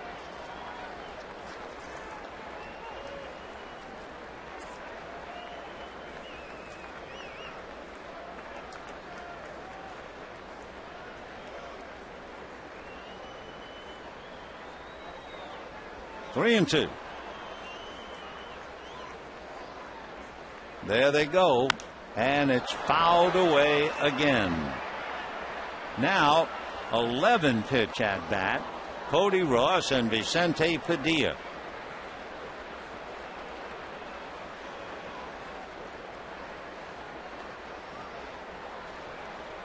Padilla looked like he was almost fighting a smile. It's been such a lengthy at bat. In fact, they are kind of smiling at each other. 3-2 the count, but the smile lasts about a second. The runners are ready. Hanley Ramirez at second, Jorge Cantu at first. 5-0 Dodgers, fourth inning, 3-2 count.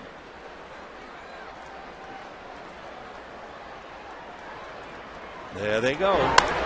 And a pop fly off first, foul ball now, and it's James Loney.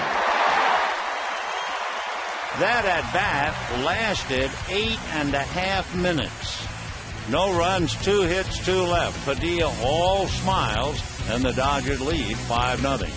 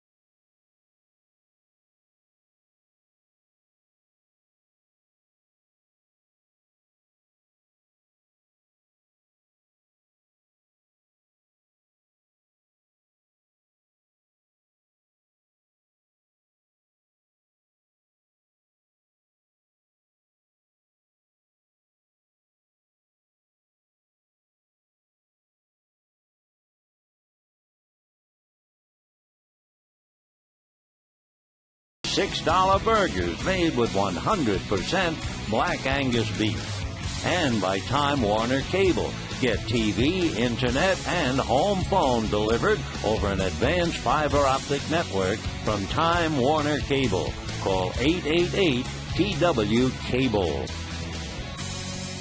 A staggering battle between Vicente Padilla and Cody Ross. Padilla survives the inning, making 26 pitches. Ross had a 12-pitch at-bat. There were 8 foul balls, and the at-bat lasted 8.5 minutes. Now, in the bottom of the inning, Blake DeWitt, 1 ball, no strikes. Ball 2. DeWitt singled in the second inning. Blake a solid 275.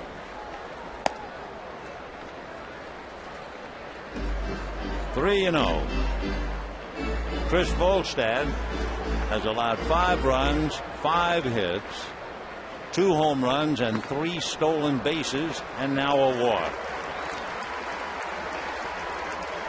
Volstad's 3rd walk. You know, the Coca-Cola Value Pack is now available Thursday. Includes 4 tickets, 4 Dodger dogs, 4 Cokes, 4 Kemp action figures for $17 per seat. For tickets, visit Dodgers.com/specials or call 866-DODGERS. Well, let's see about a little huddle out on the mound.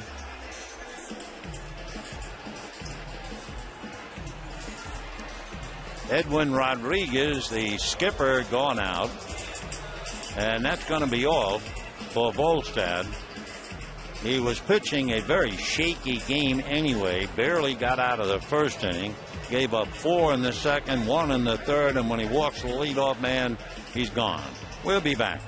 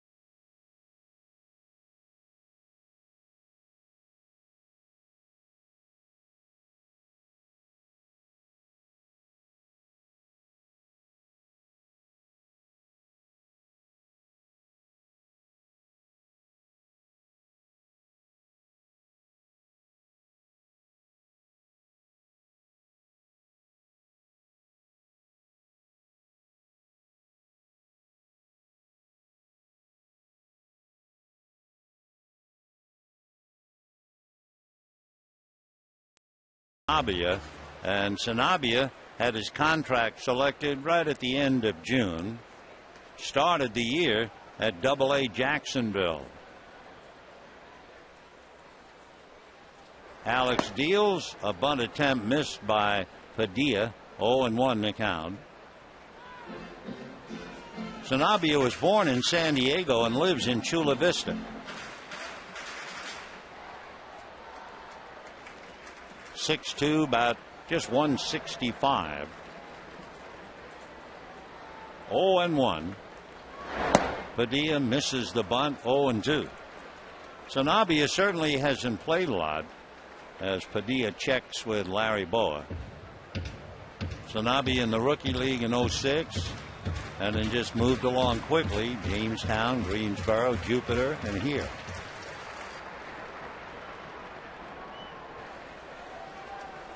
DeWitt at first, nobody out. 5-0 Dodgers.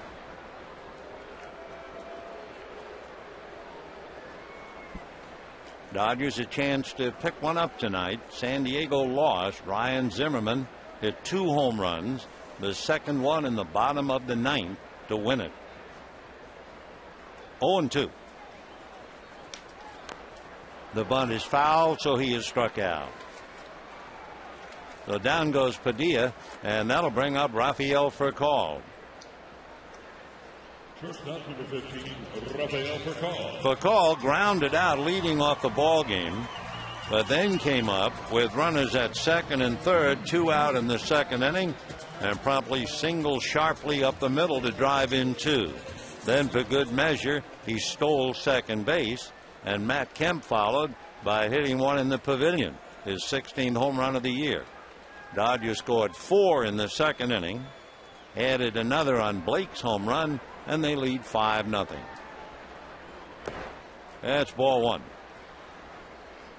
When Furcal came home on the home run by Matt Kemp, he has now scored a run in 12 straight games. That's a new Los Angeles Dodger record.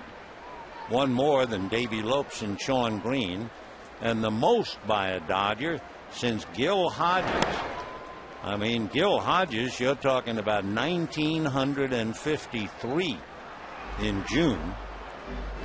Gil scored in 12 straight. So it's a remarkable accomplishment for Rafael Furcal, one of many. And a 1-ball, 1-strike count.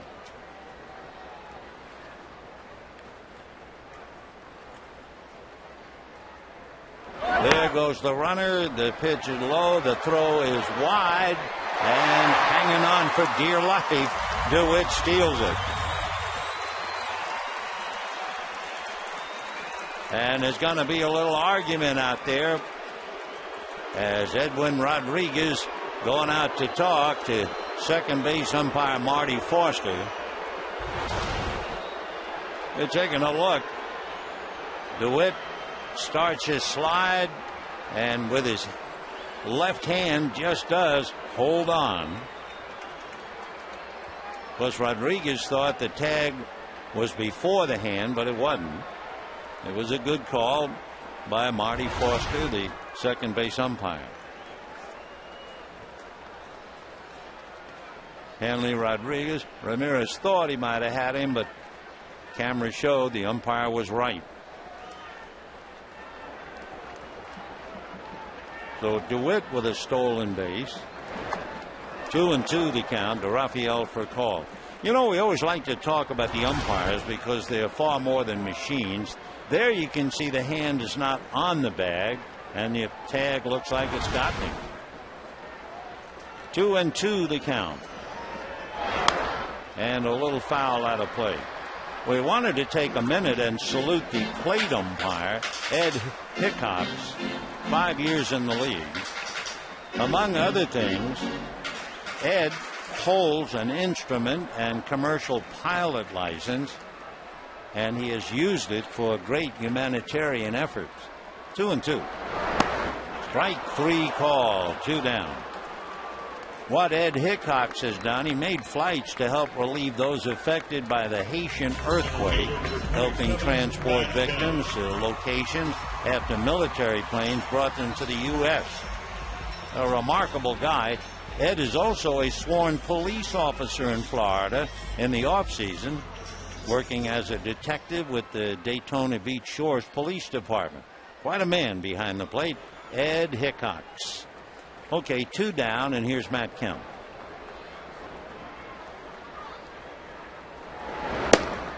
Ball 1. Kemp single left, stole second and stole third in the first inning, then came up and hit a 2-run home run in the second. 1 ball and no strikes. Matt running up in the box, 1-1 to count. Big changeup. Matt Kemp joining Russell Martin and Dusty Baker, winning both a Gold Glove and a Silver Slugger award.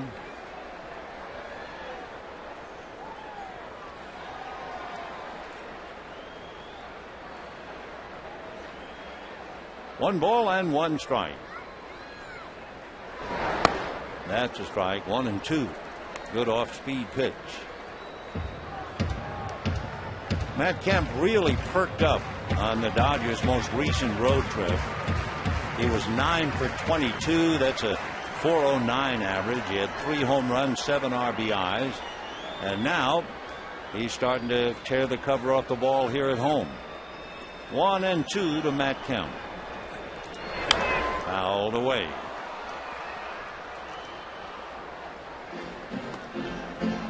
Five runs, 5 hits for the Dodgers, no runs, 3 hits for the Marlins. The word was that you could run on Volstad, and the Dodgers certainly did that. Kemp stealing second and third. Furcal stole second. And when Sanabia came in, DeWitt stole second against him. 1-2 to Matt Kemp.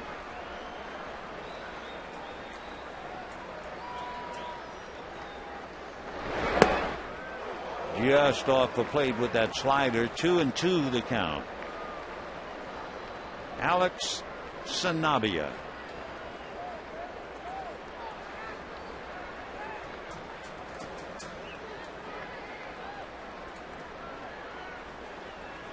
Two and two. Fouled off.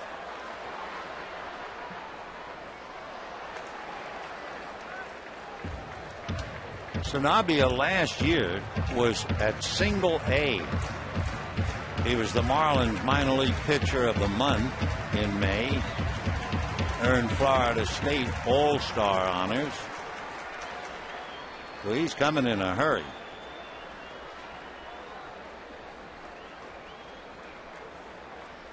Two balls, 2 strikes. Fastball got him at the knees. Though he strikes out Padilla trying to bunt, strikes out Furcal. Now he strikes out Kemp. And at the end of 4, 5-0 Dodgers.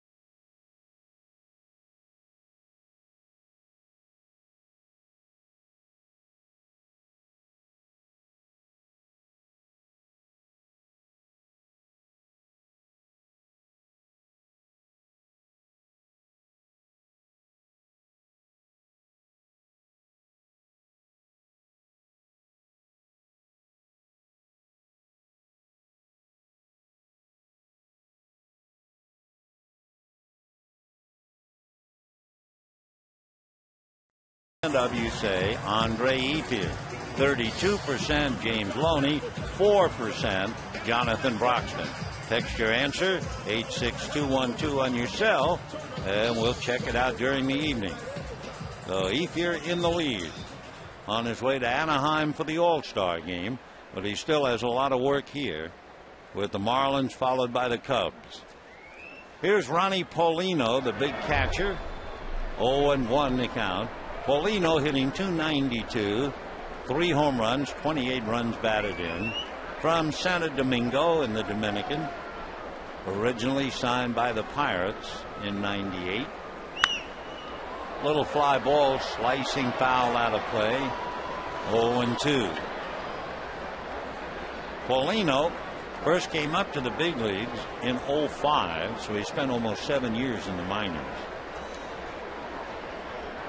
He became the first rookie catcher since Mike Piazza to catch 100 and hit over 300. Piazza hit .318 his rookie year. 1-2 to Paulino. 2-2. Last year, Paulino hit .290 against left-handers and .250 against right-handers. 2-2. Ball 3. Marlins had back-to-back singles with 1 out in the 4th inning. And then Padilla struck out Ugla and got Ross on a foul ball. Fastball sliced into right field. Base hit, pieces of that bat going in every direction. So Paulino breaks the bat, but he'll take it with a single to right. Mike Stanton. And the batter will be young Mike Stanton.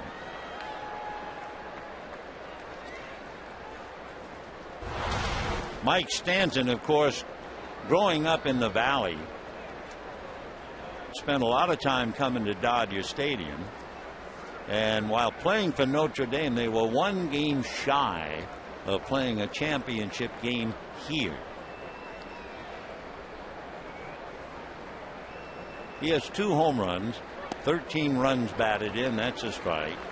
And he was talking after the game last night about how it felt to come here, of all places where he grew up. Big Dodger fan. Spent a lot of time sitting here, sitting there, usually in the bleachers, he said. 0-2.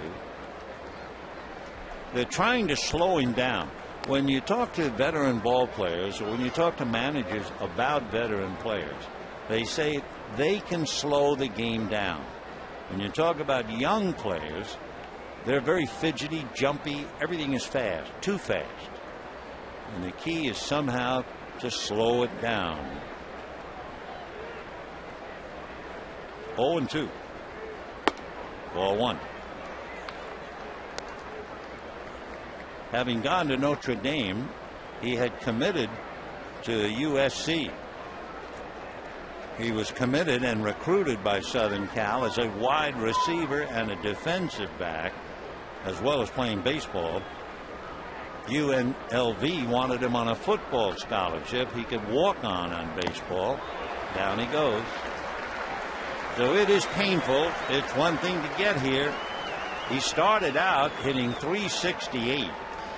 But he's probably hitting about a bucket of water since then. Down he goes. 1 away. So Stanton strikes out a second time. And the batter will be Sanabria.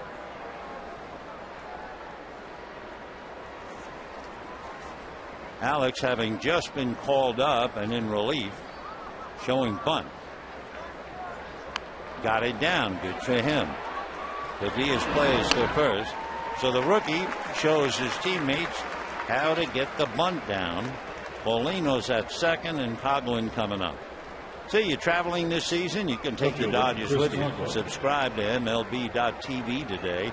See every Dodger game live or on demand on your computer. Visit Dodgers.com to order and get more details. Local and market blackouts will apply. MLB.tv, baseball everywhere. Chris Coghlan hit by a pitch thrown out trying to steal and grounded out. Couldn't resist, had to swing at one of those soap bubbles and hit a ground ball alone. Fastball, 0-1. Having been burned by that soap bubble, you wonder, number one, will Padilla throw him another one? And will he resist the temptation to swing? Or, as we thought, a left-hand batter might very well want to drag that soap bubble right up along first base.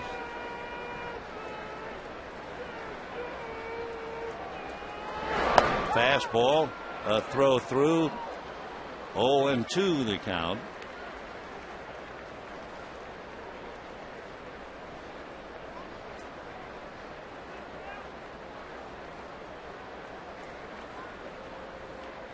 No balls and 2 strikes the count to Chris Coghlan. Gabby Sanchez on deck. 2 out.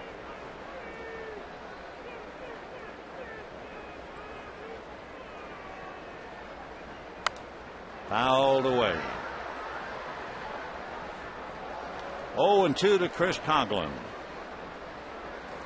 The rookie of the year battling the veteran Vicente Padilla.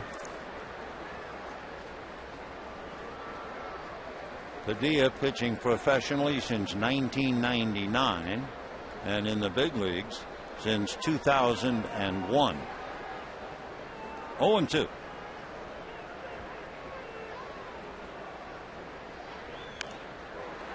Just fouled. Still 0-2. Little breaking ball.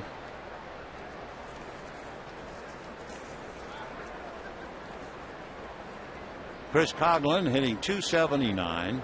5 home runs, 27 runs batted in. Coming into this series, since the 31st of May, he was hitting .377. So he's caught fire. He's hit safely in 29 of his last 33 games. 0-2.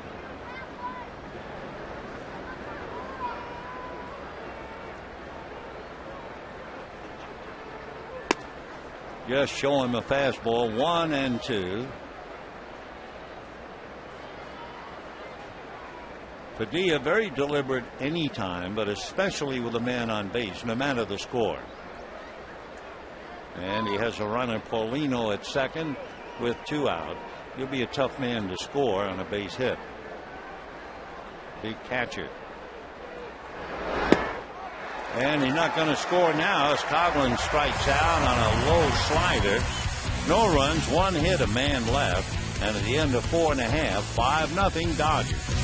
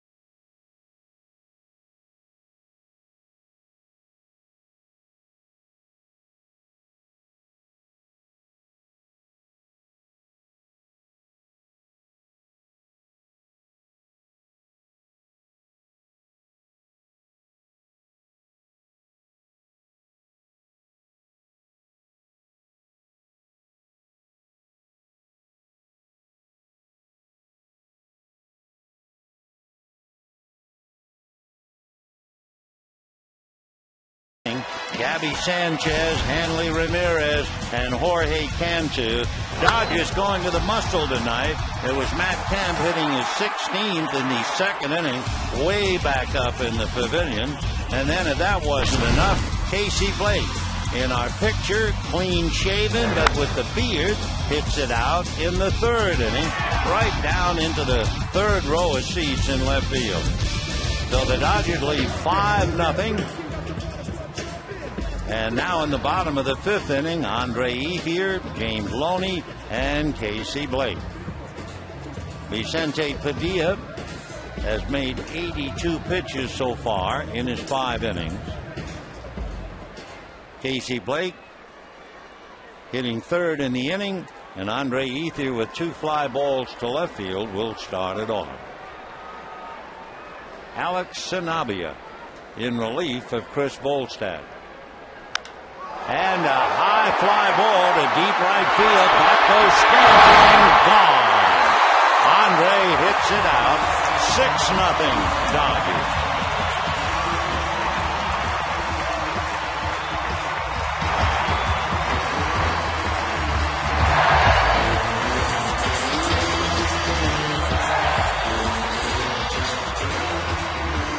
Andre Ethier hits his 14th home run. The Dodgers lead 6-0. For Alex Sanabia, the second home run that he's allowed in his young career, having just been called up. So the Dodgers have hit 3 out tonight. Kemp with a man aboard, Blake and Ethier with the bases empty, and Loney a foul ball off third, and that will go back into the crowd. 6 runs, 6 hits for the Dodgers. No runs, 4 hits for the Marlins.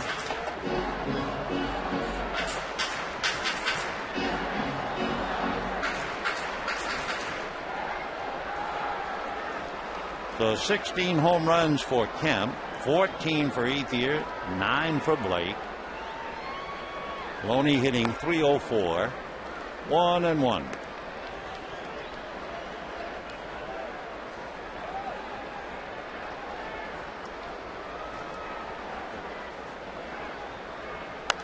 Fouled away. Dodgers figure to have a much tougher night tomorrow night. They'll go up against an all-star pitcher, Josh Johnson, who is not only 8-3. Johnson's earned run average is 1.8. That's going to get by the mound. Ugla off balance, gets his man. Tell you how impressive Josh Johnson is. He started the year, the first 8 starts, he allowed 1 run or less in 8 consecutive starts. The last guy to do that was 1968 Bob Gibson. We'll see him tomorrow night. Josh Johnson. But tonight the Dodgers finding it pretty easy. And here's Casey Blake, struck out and homered. Hiroki Kuroda will be on the mound tomorrow night to go up against Johnson.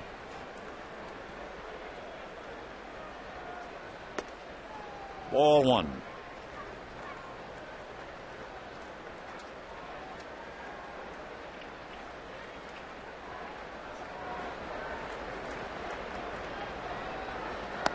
In there. Casey came to the Dodgers the 25th of July 2 years ago. And the Dodgers are 45 games above 500 since he got here when he plays. 45 games above 500. And as Joe Torre referred to him the other day, he's been a rock at third base. The only difference with Casey, he couldn't make up his mind about the beard at the start of the year. He was clean shaven, then he was struggling. So back came the beard, and back came the base hits and home runs. He had 9, 34 runs batted in. But beard or no beard, the glove is always there. They're going to check. No swing, says Field and Culbreth. 3-2. The man from Iowa. Interesting. Of course, I like music. And I said to Casey, do you like the music, man? He said, what are you talking about? Fouled away. Wow. The music, man.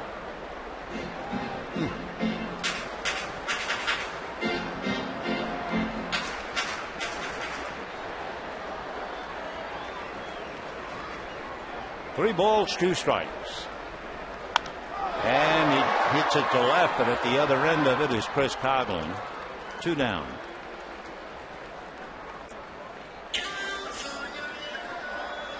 The batter will be Xavier Paul, who struck out and grounded out 0 for 2.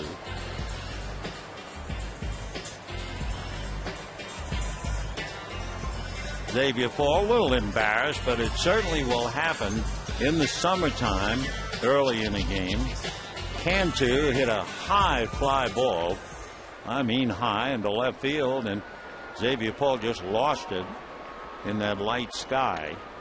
Landed for a base hit, and that's really been the only problem that Padilla has had.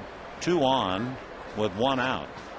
So all Vicente did was strike out Ugla and then really have a battle with Cody Ross. A 12-pitch at bat. Cody fouled off 8 and eventually fouled out Deloney, and that was that. 1 ball and 1 strike.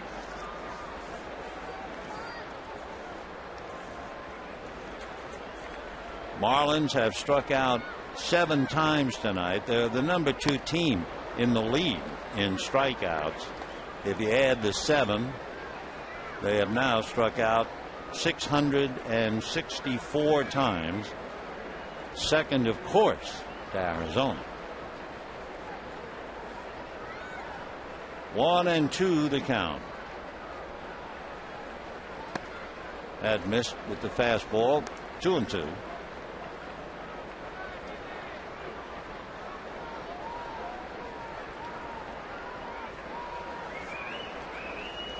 Two balls, 2 strikes.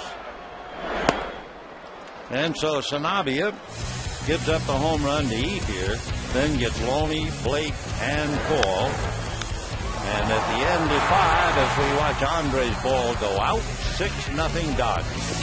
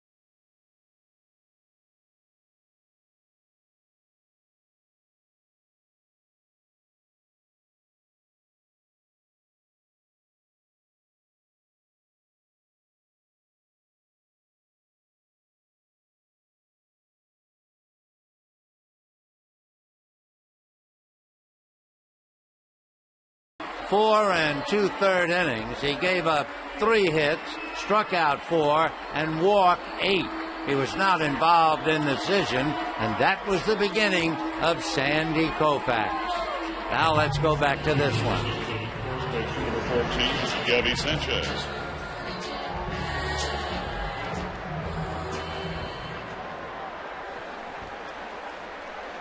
Lots of excitement going on in the stands behind me as we were telling you about Sandy's debut. It was a marriage proposal, and evidently the crowd was really delighted with the outcome. 6-0 Dodgers. Sixth inning, Gabby Sanchez, Hanley Ramirez, and Jorge Cantu. There's the soap bubble, but it's the rare ball. It missed the zone, and it was 53 miles an hour. It is really a beauty to see. It looks so much faster on TV. 1-1. Fastball following the soap bubble has to look twice as fast. Loney, yes.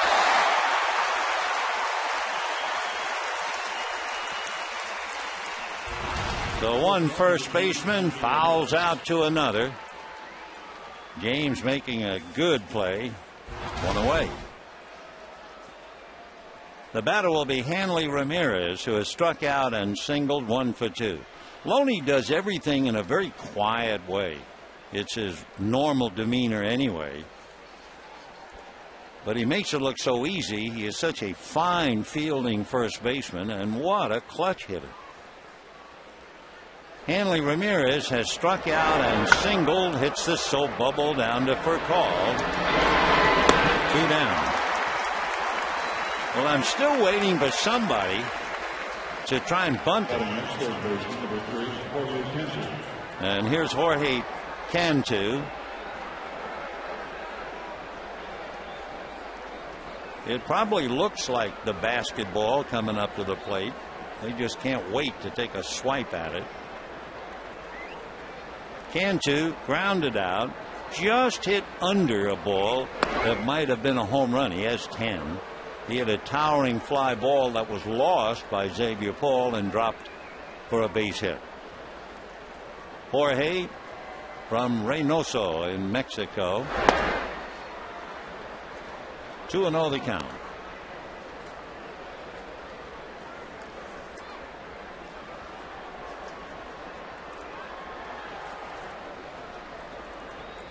That last name Cantu.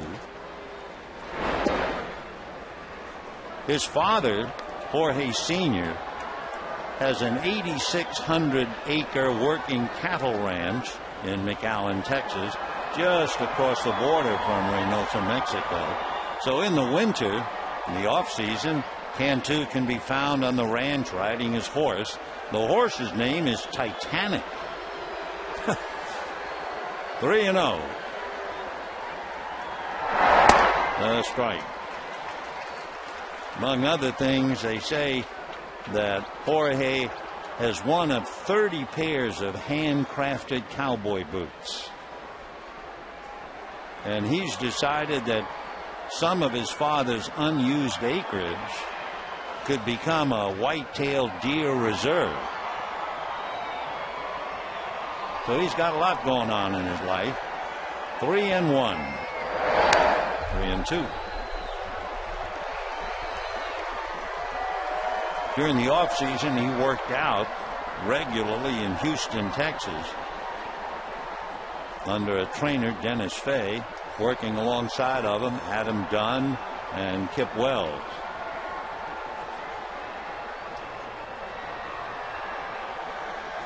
Three and two. Down he goes. So an easy inning and strikeout number 8 for Vicente Padilla. And at the end of 5 1/2, 6-0 Dodgers.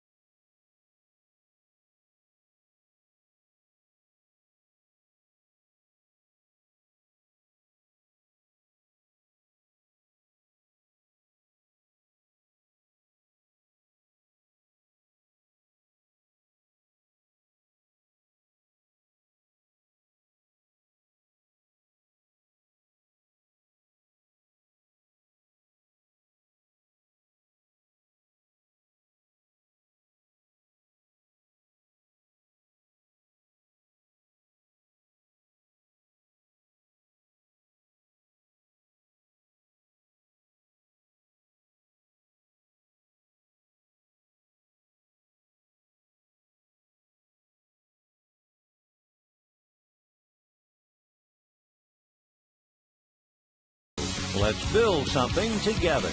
And by Wells Fargo, together we'll go far. So far, it's been all Dodgers. A 4-run second, another run in the third. Wallstedt had to leave. Sanabria came in, gave up a home run, though it is 6-0 in favor of the Dodgers. And in the bottom of the 6th inning, behind a tremendous performance by Vicente Padilla, he has allowed 4 hits, no runs. He has struck out 8. And what's really interesting, he's attacked the hitters, as the first pitch is attacked by Martin, and he hits a shot by Jorge Cantu. That will be a base hit for Martin. Second baseman, number 33, Blake DeWitt. Hard ground ball base hit into left field, just under the glove of Cantu. One other note about Padilla. He has thrown the first pitch strike to 18 of the 22 batters. You talk about attacking hitters. That's been Padilla. So here's DeWitt. Singled, walked, stole a base, scored a run. Slicing fly ball. Coghlan coming to the line. Makes the play. So 1 away, and Padilla coming up. Padilla sacrificed in the 2nd inning. Tried to sacrifice and struck out Bunting in the 4th. So we would expect to see him try to bunt. Padilla has 4 sacrifices for the year.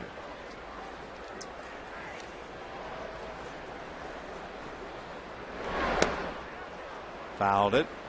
0-1.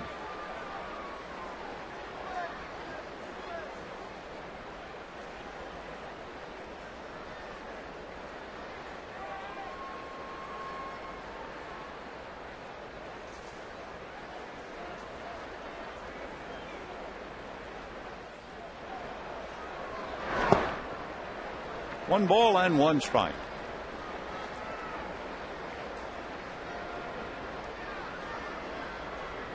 Six runs, 7 hits for the Dodgers. 3 home runs. Kemp with a man aboard. Blake and Ethier with the bases empty. 4 hits and nothing to show for it for the Marlins.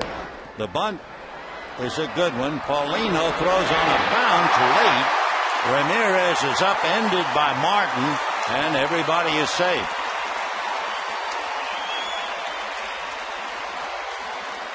All Martin tried to do was slide in there. Paulino's throw made it tough by Hanley Ramirez. Last night, you may remember, Matt Kemp knocked Ramirez on his numbers, and the Dodgers picked up a run. So it's been a tough 2 games for Hanley Ramirez. Sacrifice fielder's choice, 2 on, 1 out. And here's Rafael Furcal. Furcal grounded out, single to drive in 2, struck out.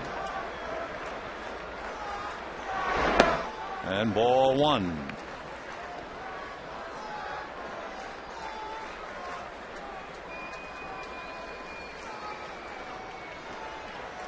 Rafael with his base hit has hit safely in 10 straight. Popped up foul, out of play. Furcal batting .335, 5 home runs, 32 runs batted in. But as we told you earlier, he had 2 home runs in his first 47 games, and he's had 3 home runs in his last 5. He's got 2 on, 1 out. 2-1.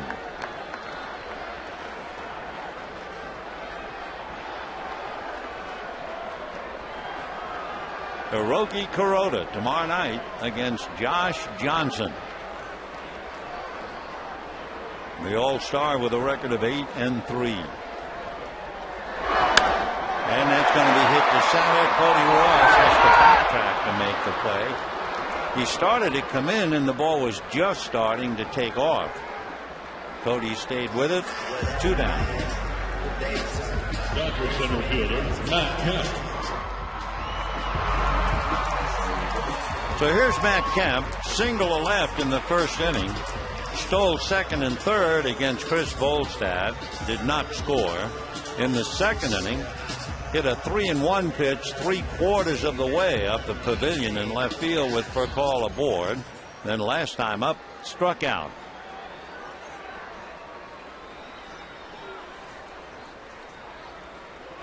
Two out in the sixth inning. 6-0 Dodgers.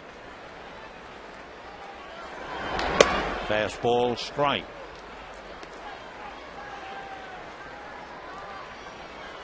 San Diego lost. They tried to come back. They were down 5-2. They scored 3 in the 8th to tie it up. And Ryan Zimmerman hit his second home run of the night. And there's a mile-high fly ball. All eyes on Cody. He's going to catch it. Matt Kemp just missed hitting that thing out. No runs, 1 hit, 2 left. And at the end, it's 6-0 Dodgers.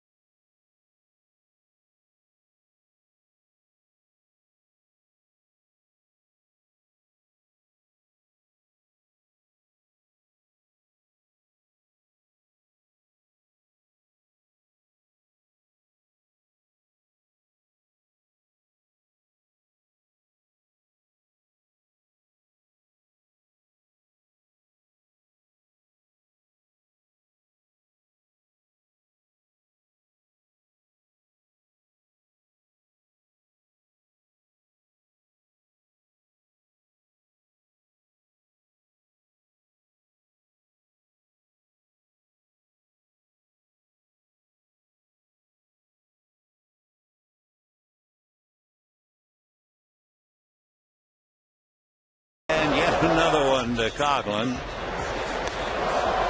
Watch how frustrating they get.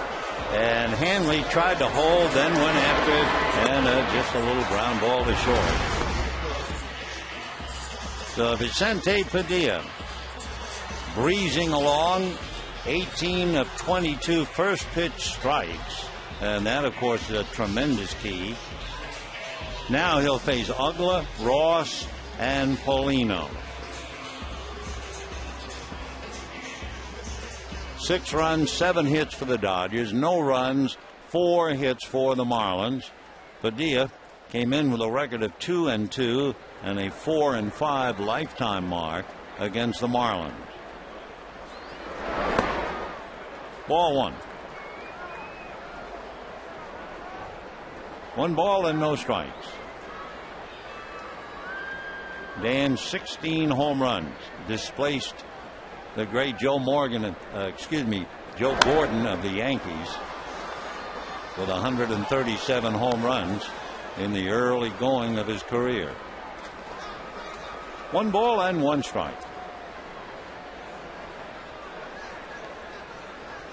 Dan fly deep to center. Kemp caught it going into the pads and struck out.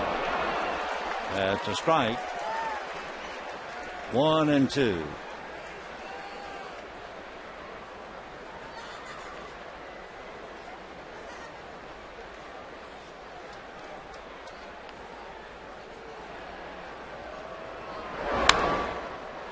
Still 1-2. After all the mixed pitches, when Padilla comes back with a 94-mile-an-hour fastball, it's pretty hard to catch up to it.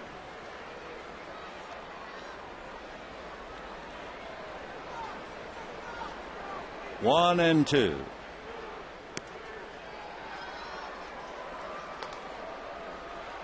Vicente Padilla has thrown that 53-mile-an-hour, I call it a soap bubble for whatever. There was a pitcher many years ago in the 30s and 40s who had what they call the ephus pitch. The ephus pitch was different than the one Padilla throws. Padilla throws this big, slow little bubble that comes up there somewhere around shoulder high and then drops over the plate. Sewell's pitch might have been 20 feet in the air, certainly 15, and it would drop straight down. 2-2. Ground ball to for call. One away. So Rip Sewell pitched with the Tigers in 1932, and then with the Pittsburgh Pirates is when he established himself from 1933 through 1949. And during his career with ephus pitches and everything else, Rip won 143 games. His full name was Truett Banks Sewell, better known to the world in those days as Rip. And then there was the day, if I remember correctly, in the All-Star game, and it's rather appropriate this time of year, Rip Sewell came in and faced the great Ted Williams. And he threw the ephus pitch, and Williams hit it out of state, if not out of sight. A marvelous confrontation. 1 ball and 1 strike. Fouled away. Cody hitting .287. Boy, what an at bat in the 3rd inning. There was a 12-pitch at bat. Cody fouled off 8 pitches, only to foul out to James Loney.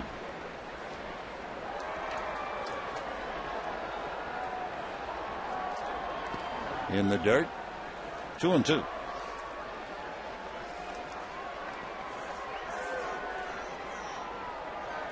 Padilla has made 7 previous starts, averaging just under 6 innings.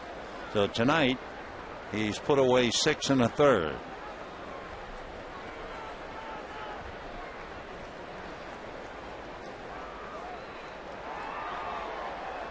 Fastball, base hit. So Cody Ross goes 1 for 3. And the batter will be Ronnie Paulino. Ronnie Paulino. That would be hit number 5 for the Marlins. Paulino has popped up, single to right. Rick Honeycutt calling the bullpen. Pitch count right around 100. And Martin out to talk as Paulino waits. Ronnie popped up, single to right, 1 for 2. Down in the Dodger bullpen, George Sherrill answers the call. And he'll be joined by Travis Schlichting.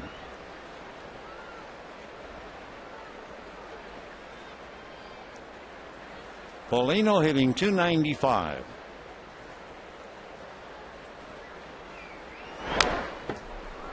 Oh, and 1. Good fastball. He hit 93. So he's still got some petrol in the tank.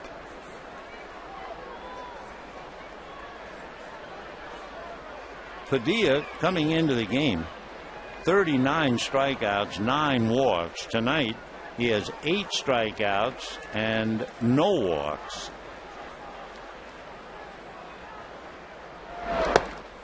One and 1.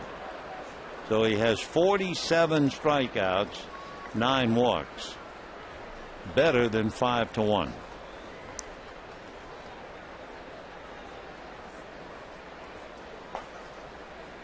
One and 1.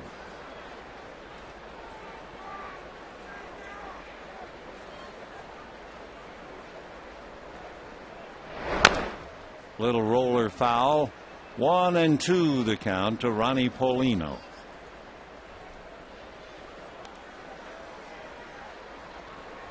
Six runs, 7 hits, no errors for the Dodgers. 3 home runs. Kemp with the man aboard, Blake and Ethier with the bases empty. The Marlins, no runs, 5 hits. They've gotten 2 men to second base. That's it.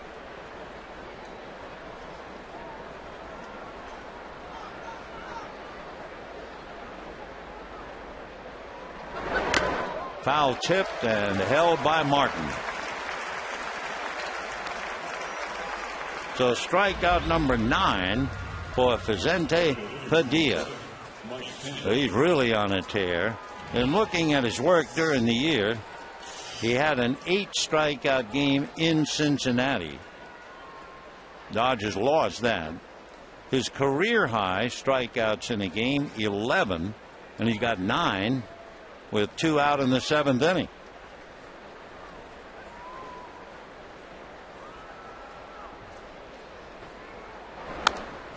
Foul back, Mike Stanton, 0 for 1. The 20-year-old has struck out twice.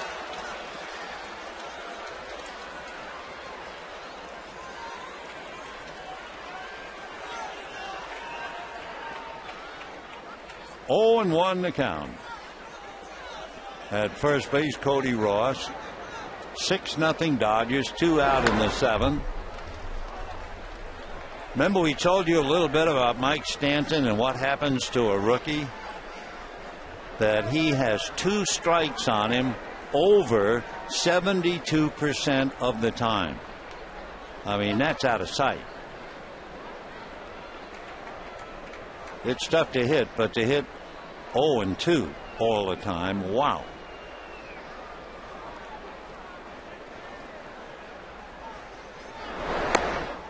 One and 2.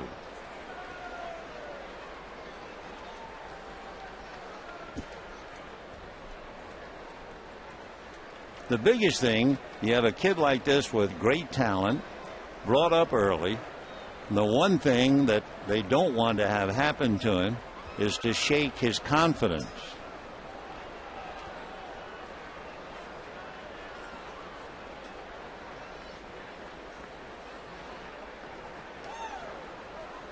Slow curveball, and he pulls it down the left field line. It's going to carry into the seats for a home run for Mike Stanton from Sherman Oaks. A dream come true. His 3rd major league home run, and here where he grew up. He gets extra cheers from the folks at Notre Dame Academy, and I'm sure he's probably had 20, 30 people at least here. He's got to have a lengthy pass list. There certainly looks like a couple of rooters for Mike Stanton, maybe even related. So that makes it 6-2 in favor of the Dodgers. Stanton kind of a line drive, not so much a high fly ball, and he got in the first row. He might as well hit it out of the ballpark. Emilio Bonifacio comes out of the dugout as Martin goes out to talk, and for Stanton, it's just a moment to treasure. Not just his 3rd home run, but to hit one here where he grew up, saw so many games, most of them, he said, in the bleachers, and now a home run. For Joe Torre, it's a call that will be enough for Vicente Padilla. For Padilla, he wound up making 112 pitches. That would be one more than the most he made against the Yankees. He gets a well-deserved standing ovation. And we'll be back.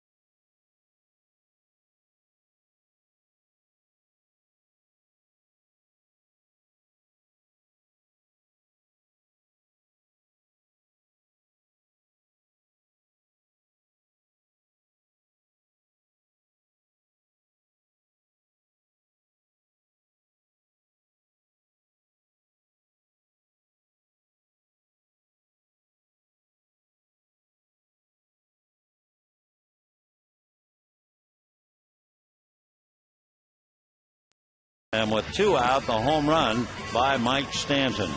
So now Emilio Bonifacio will be coming in as Stanton sits back and thinks it over.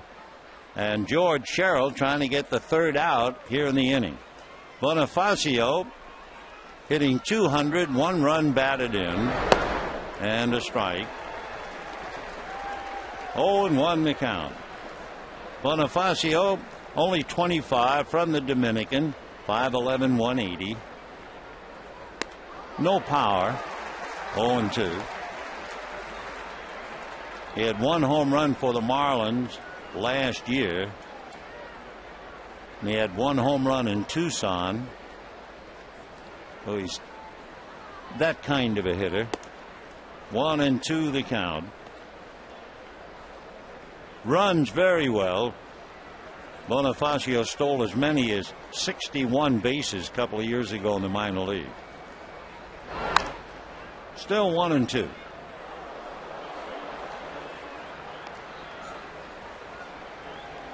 For Bonifacio, I guess it figured, with his great running speed and no power, his first major league home run was an inside the park home run opening day last year. He went 4 for 5 that day.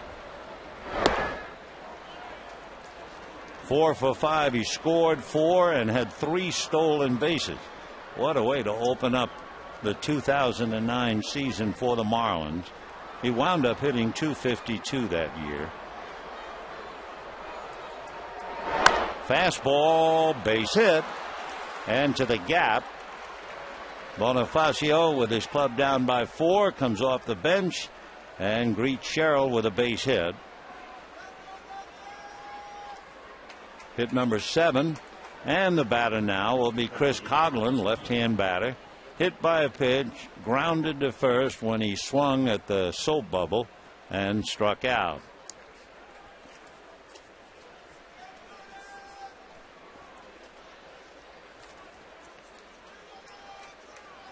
Chris Coghlan hitting .250 against left-hand pitching. Fouled away. He has 5 home runs, 1 of them hit against the left-hander.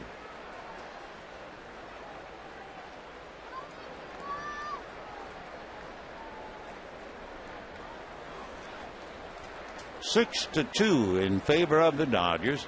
Bonifacio at first with 2 out. Off the plate. 1 ball and 1 strike. For Coghlan, fooled by that soap bubble, finally swung at one and grounded to Loney, and then the next time up swung at a fastball and was just blown away. So Chris 0 for 2. Fastball hit to Furcal, backhands a long throw. That'll be that. 2 runs, 3 hits, a man left. Vicente can call it a night at the end of 6.5, 6-2 Dodgers, and now we'll have God Bless America followed by Take Me Out to the Ball Game.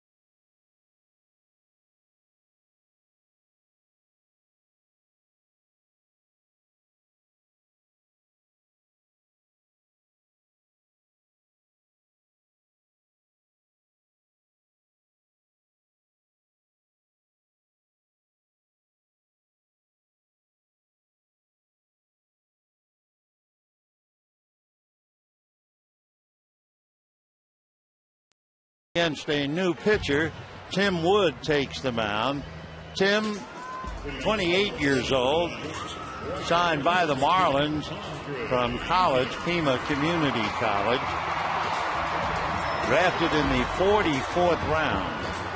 He'll be 28 in November. Came up to the Marlins back in 09, and he was in 18 games. Andre Ethier, 1 ball and no strikes. Twice flied to left, then got a ball he could pull and hit it over the right field scoreboard into the pavilion. The Colorado Rockies, who can do the darndest things at Coors Field, have done the darndest thing tonight. Ethier, that's a fly ball to Cody Wells. The Cardinals might call it more than a darn thing, but here's the details. The Rockies trail the Cardinals 9-3 in the bottom of the 9th inning. And after getting 1 run, Tony La Russa brought in his closer, Ryan Franklin. Franklin gave up a 3-run home run to Chris Iannetta, a run-scoring single to Carlos Gonzalez, and a run-scoring single to Jason Giambi, and that tied it up 9-9. And then Seth Smith hit a walk-off 3-run home run. It was a 9-run 9th inning for Colorado, and the Rockies beat the Cardinals 12-9. Coors Field. There are no fat ladies in Denver. The game is never over there. How well we remember a Sunday afternoon when the Rockies beat the Dodgers 16-15.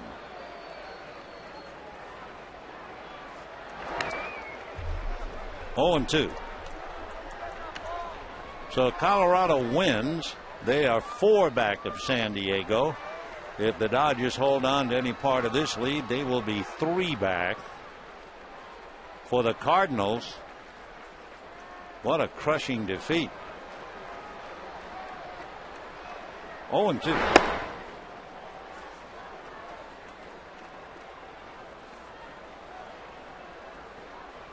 Fastball, slider, and a pretty fair changeup from Tim Wood. He's 6'1", 185. He was rated the 17th best prospect, so nothing about his background gets your attention except the fact he's pretty well coming from nowhere. Pop fly, left side, and it will be Ramirez. Hoddling Cantu off the ball, 2 down. Well, here are the final numbers for our text message question.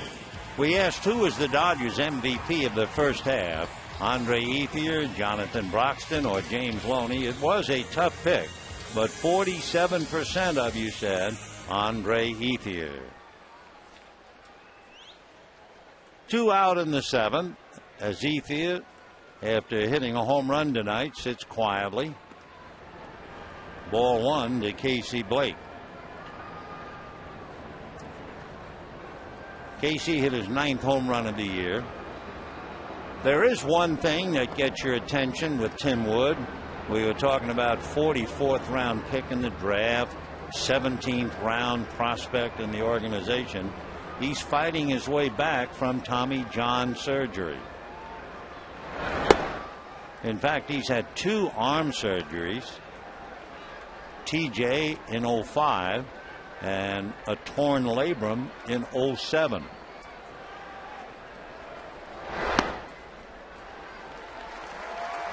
So there's ball 4, a 2-out pass to Blake, and it'll bring up Xavier Paul.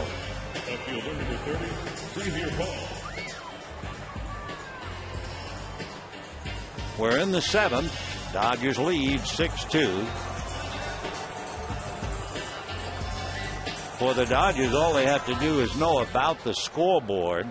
The fact that San Diego down 5-2 came back in the 8th to tie it up, only to lose it in the 9th. And the Cardinals led 9-3 and blew it in the 9th. And the Marlins, remember, have won 9 of 12 here, and they have beaten the Dodgers 3 out of 4. 1 ball and no strikes to Xavier Paul, 0 for 3. That's a strike, 1-1. Paul hitting .261.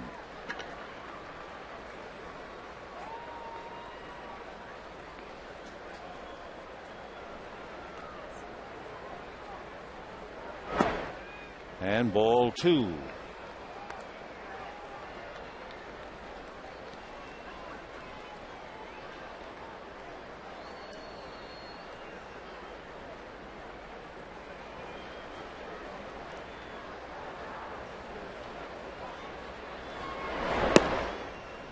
Ball 3. His changeup has a tendency to sink. You don't see very many changeups that just seem to drop like that. 3-1 the count to Xavier Paul. 3-2.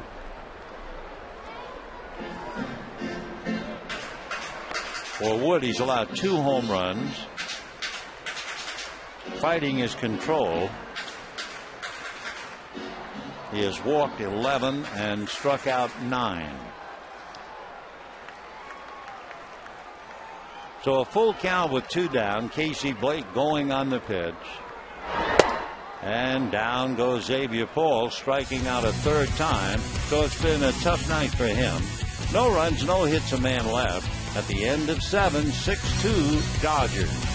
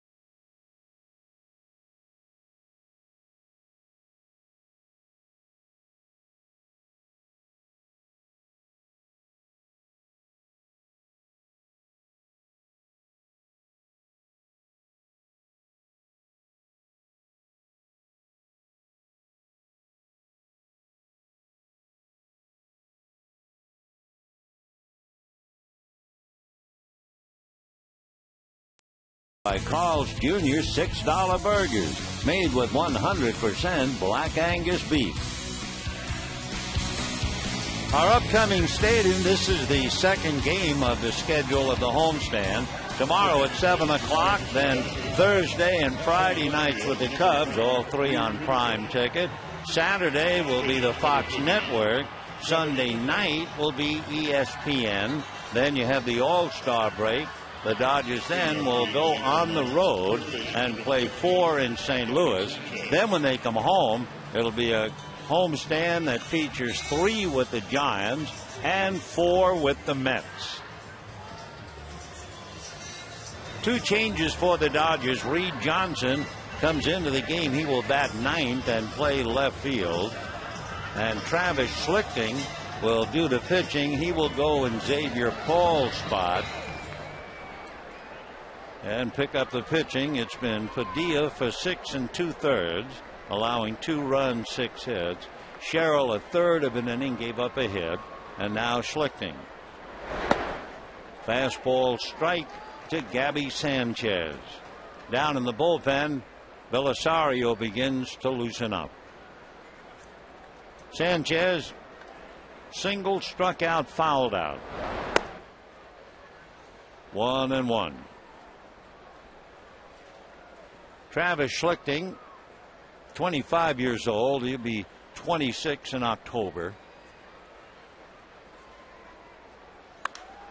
And that's lifted but very playable to Reed Johnson. To Gabby Sanchez, fly ball to left. 1 out in the 8th. And Hanley Ramirez coming up. Ramirez last night had a scoring fly ball and went 1 for 4. Tonight, 1 for 3. All-star shortstop, 297 with 13 home runs, 53 runs batted in. Travis Schlichting, born in Denver, lives in Round Rock, Texas. He was a 4th-round pick by the Tampa Bay Devil Rays back in 2003. 0-1. Schlichting is 6'4", about 200 pounds. Be 26 in October.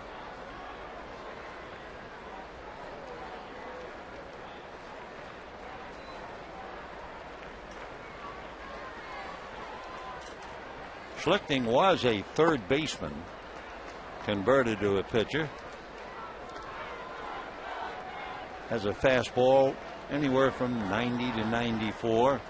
Good slider.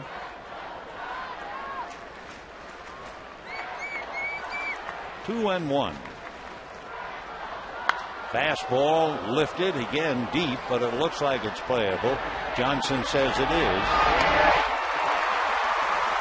So 2 high fly balls to left field. 2 down in the 8th inning. Ramirez goes a very quiet 1 for 4. And the batter will be Jorge Cantu, who is 1 for 3.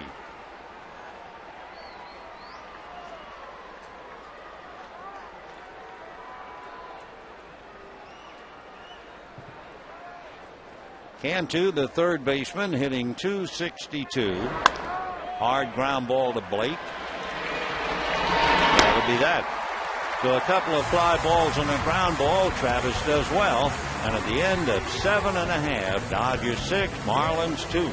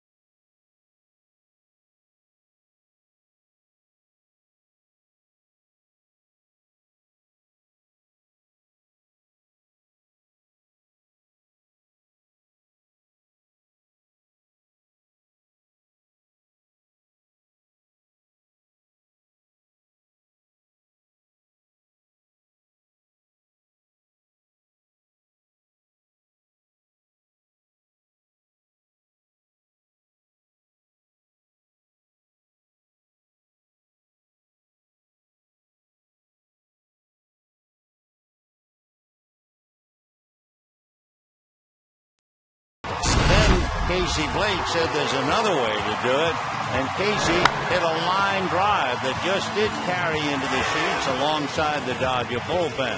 And for good measure, Andre Ethier decides to go to right field, and he did, clearing the scoreboard and getting it up in about 2 or 3 rows.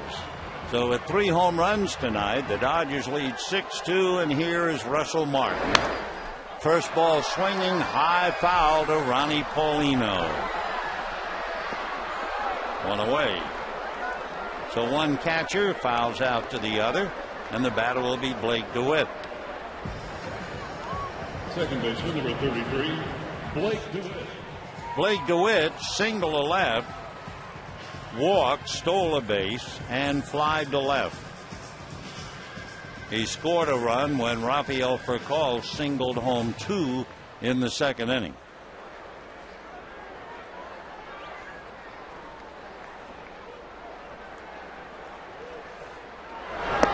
Ball 1.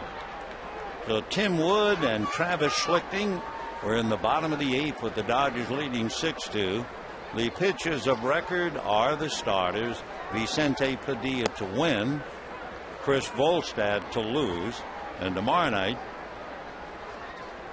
Josh Johnson and Hiroki Kuroda. Ball 2. Paid attendance tonight. Good crowd after the holiday weekend. 41,575. 41,575. Ball 3. 6 runs, 7 hits for the Dodgers. 2 runs, 7 hits for the Marlins. A single by Cody Ross and a home run by Mike Stanton. There's ball 4. Second walk given up by Tim Wood. And with one down, Reed Johnson, who's batting 9th in the lineup, coming up. Down in the Dodger bullpen with a 4-run lead, Big John begins to warm up.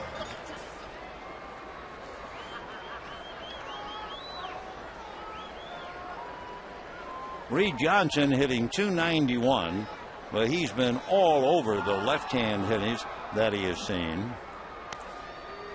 Johnson has always done well against left-hand pitchers, and this year is no different. He's hitting .359 against left-handers. Only .200 against right-handers. Doesn't see very many of them. Ball 1. Of course, Reed in his career against left-handers is hitting .317. 1 ball and no strikes.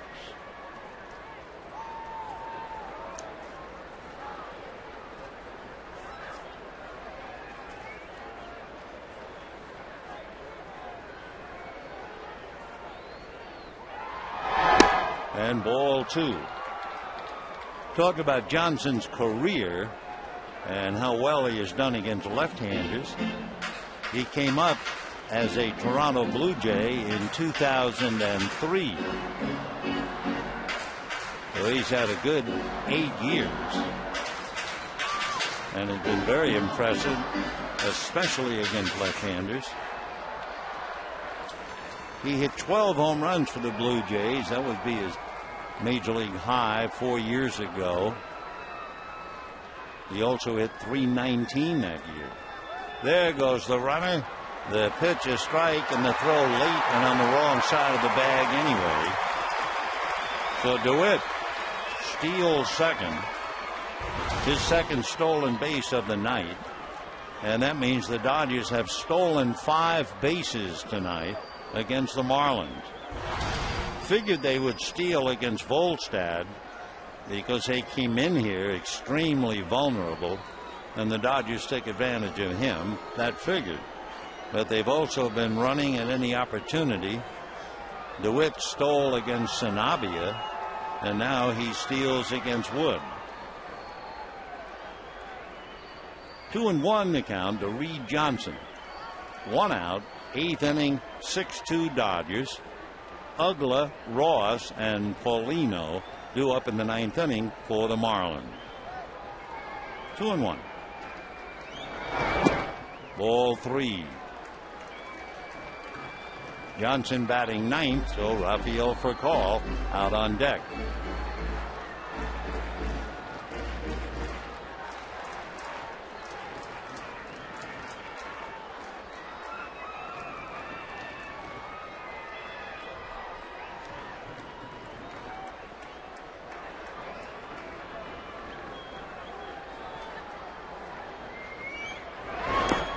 And ball 4. So a couple of walks here in the 8th inning, and that'll set the stage for call. 3 walks given up by Tim Wood. Randy St. Clair walking out with a purpose. So timeout for the moment. No one throwing in the Marlin bullpen. Last night, the Marlins started with Nate Robertson and then used Varys, Hensley, and their closer Nunez, trailing by 4 tonight. They're trying to conserve the pen. For call, grounded to second, single to center to drive in 2 and stole a base, and then scored on the home run by Kemp. Since then, he has struck out and flied to center. He has hit safely now in 10 straight, and here he is with a chance to perhaps pick up another RBI. He's got 2 for the night. Hit down the left field line, carrying in the corner and going foul. Boy, that was close. All eyes on Gary Cedarstrom, the third base umpire, who had the perfect view. 0-1 to Rafael Furcal. Furcal has a lot of extra base hits. He has 13 doubles, 5 triples, and 5 home runs.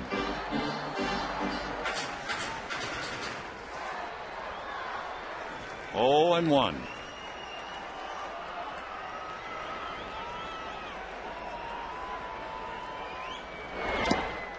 Nice save by Paulino. That was in the dirt.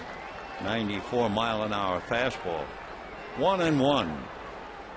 Matt Kemp waiting on deck.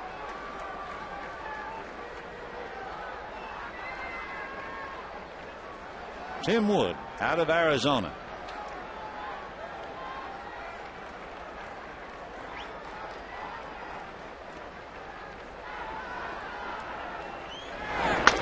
Ground ball by the diving first baseman Gary Sanchez. Here comes a run to the plate, scored by DeWitt. Stopping at second is Reed Johnson, and the Dodgers lead 7-2. And Rafael has 3 RBIs and yet another multi-hit game.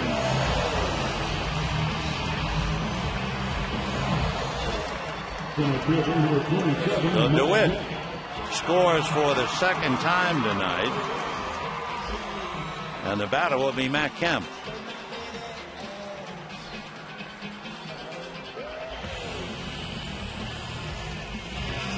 So with 1 out, the Dodgers pick up a run against Tim Wood.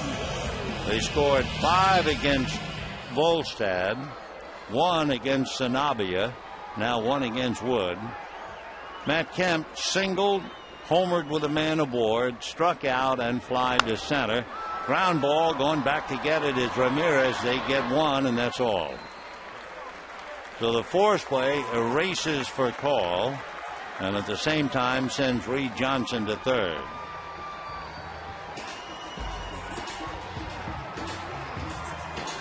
So the batter now will be Andre Ethier. First and third, 2 out, a run in, and the Dodgers lead 7-2. With a 5-run lead, Jonathan Broxton has stopped throwing, so obviously they're going to send Travis Schlichting back out there to pitch the 9th inning.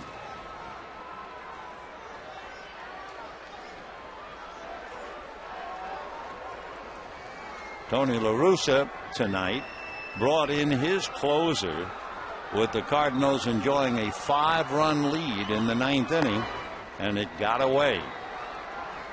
So the Dodgers with a 5-run lead, and they'll rest Broxton. Andre, 2 fly balls to left, then a home run to right, and then a fly ball to center. And he has first and third, 2 out.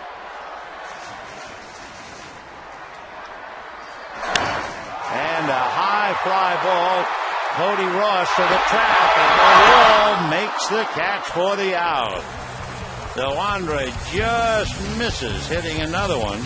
The Dodgers settle for 1, and we head to the 9th, 7-2 Dodgers.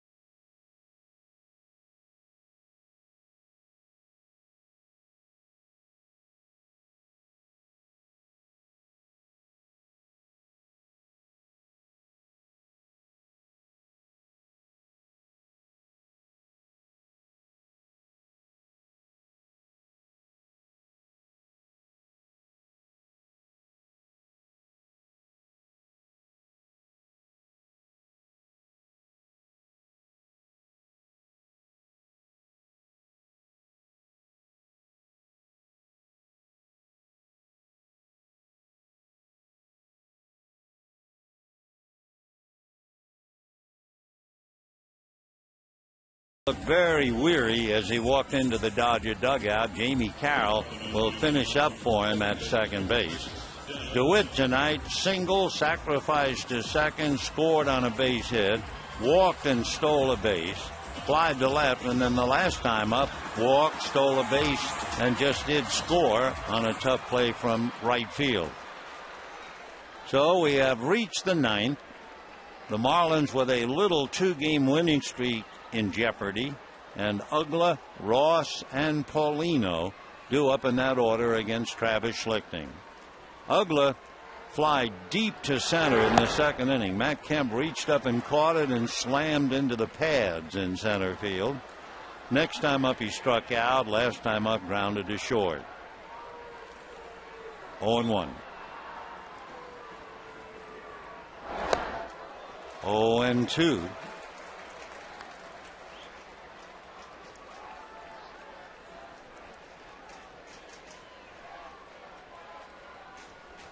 Uggla hitting .275, 16 home runs, 49 runs batted in. Fastball fouled away. Travis Schlichting asked to shut him down. Came in to pitch the eighth, and they're asking for 2 innings. His earned run average is 0. This is his 5th game. And he's had 11 innings under his belt. Walked 3, struck out 8. 0-2. 1-2. Blake DeWitt earns a rest with Garrett Anderson on one side of him, Clayton Kershaw on the other.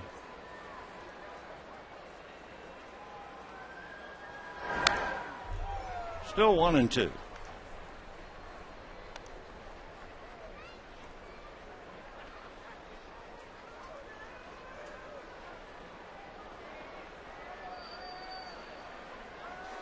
Meanwhile, Hiroki Kuroda, after the shortest stint in his major league career in Arizona, will be on the mound against Josh Johnson, the all-star right-hander for the Florida Marlins. That's tomorrow night. Should be a dandy.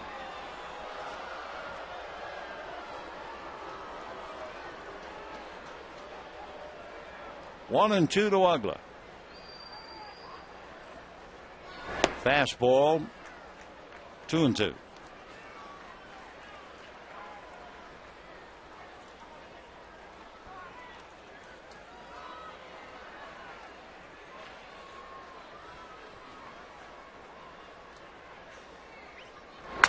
And that's going to be poked into right field, and it will drop for a base hit.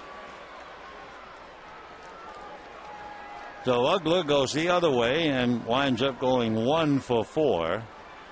So after almost hitting one to the center field wall for an out, he gets a little flare to right field for a single, and that'll bring up Cody Ross. Ross singled in the 7th inning. He had the memorable at bat tonight in the 4th inning, going head to head with Vicente Padilla. A 12-pitch at bat, 8 foul balls, only to foul out.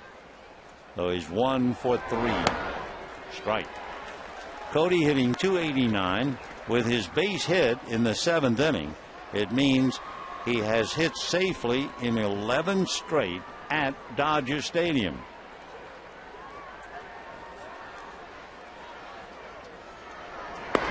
One and one.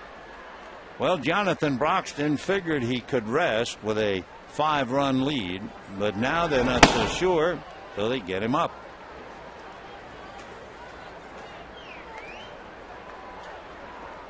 Oh and 1. Now 2 and 1.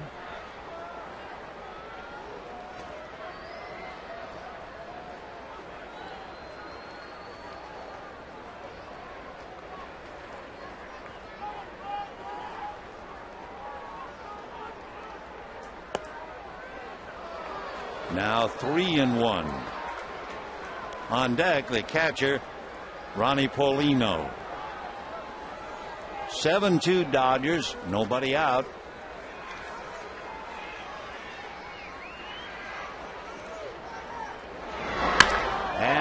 line to center, but Kemp comes up to play it on a bounce. So Cody Ross comes up with his second hit, and just like that, the Marlins first and second, nobody out. Catcher number 29, Ronnie Paulino.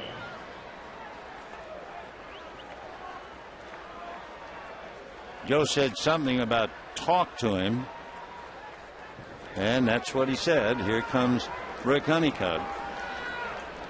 So 2 on and nobody out. Paulino followed by Stanton, and then the pitcher spot.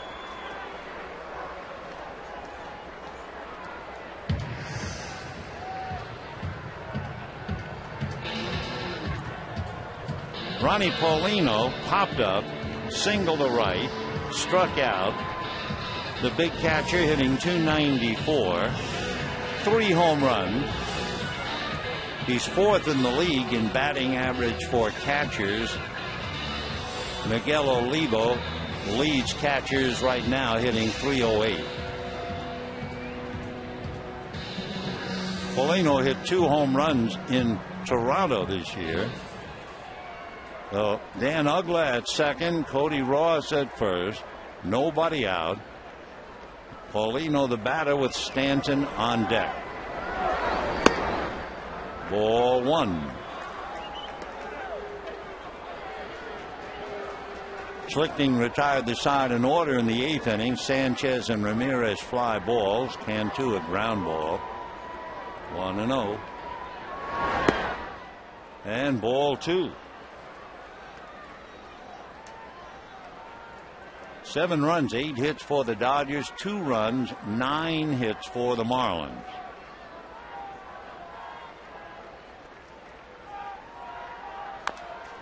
Two and one.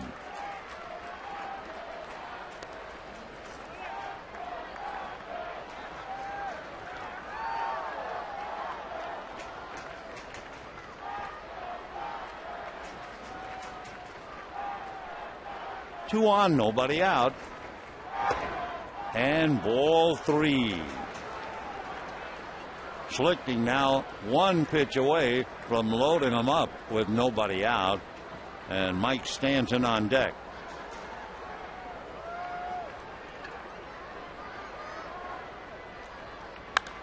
And lifted foul. Loney might have a play. He does.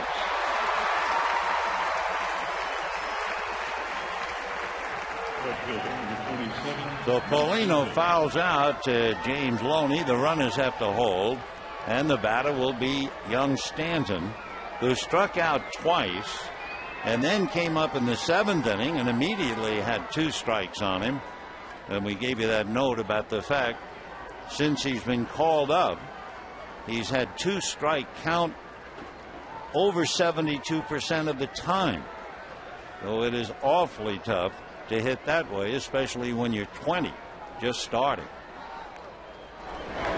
Fastball, line drive down the left field line. Here comes Ugla to score. Ross stops at second, so Mike Stanton hits a home run with a man aboard in the 7th, singles to left to drive in another. He's driven in all 3 runs, and that'll do it for Schlichting. So the Dodgers didn't want to have to use Broxton. Looked like they didn't have to use Broxton, and now they're going to have to use Broxton. And we'll be back.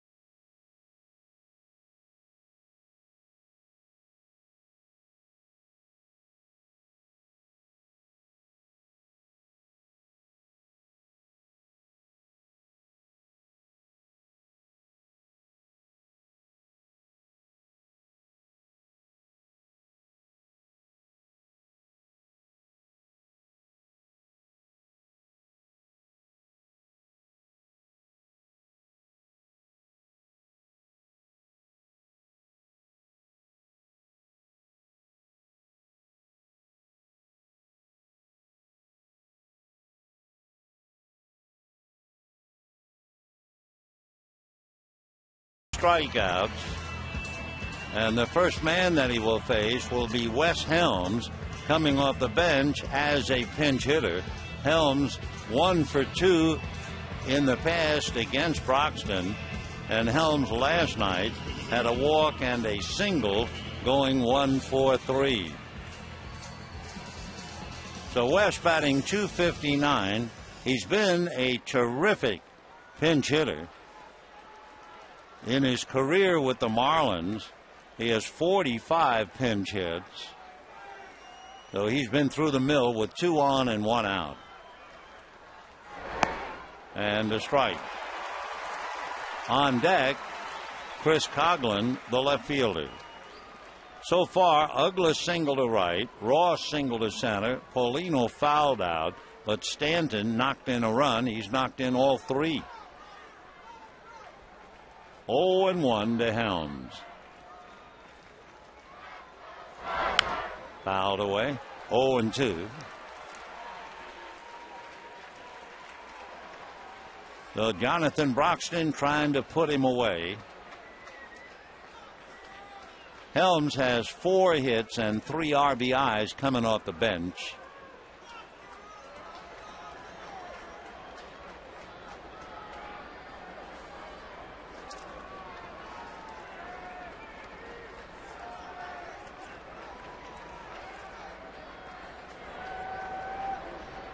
Oh, and 2. 0-1. Broxton shut down the D-backs in the 9th inning Sunday, striking out 2 of the 3.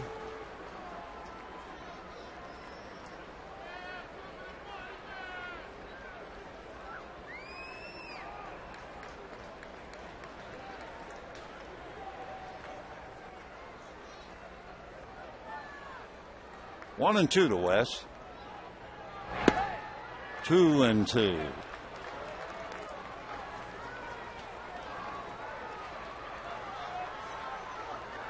Seven runs, 8 hits for the Dodgers, 3 runs, 10 hits for the Marlins.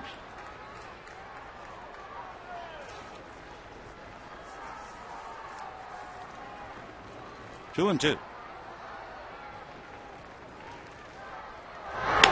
And a pop fly going out as for call, coming in as count. So Wes Helms, just a little pop fly. 2 down, and the batter, Chris Coghlan.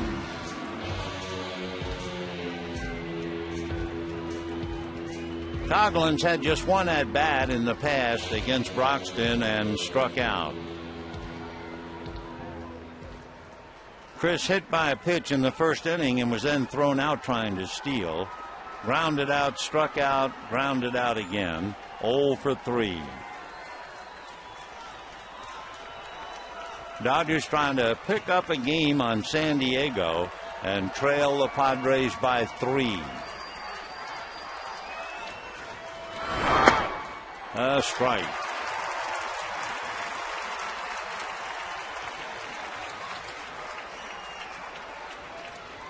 Since the end of May, Coghlan was hitting in the 370s.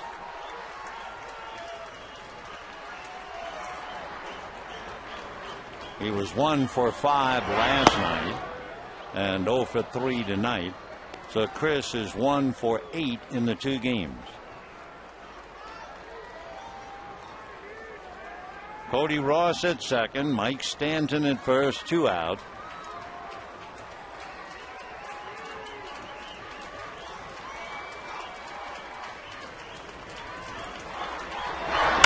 Ground ball hard. Jamie makes the play, and the Dodgers take the win.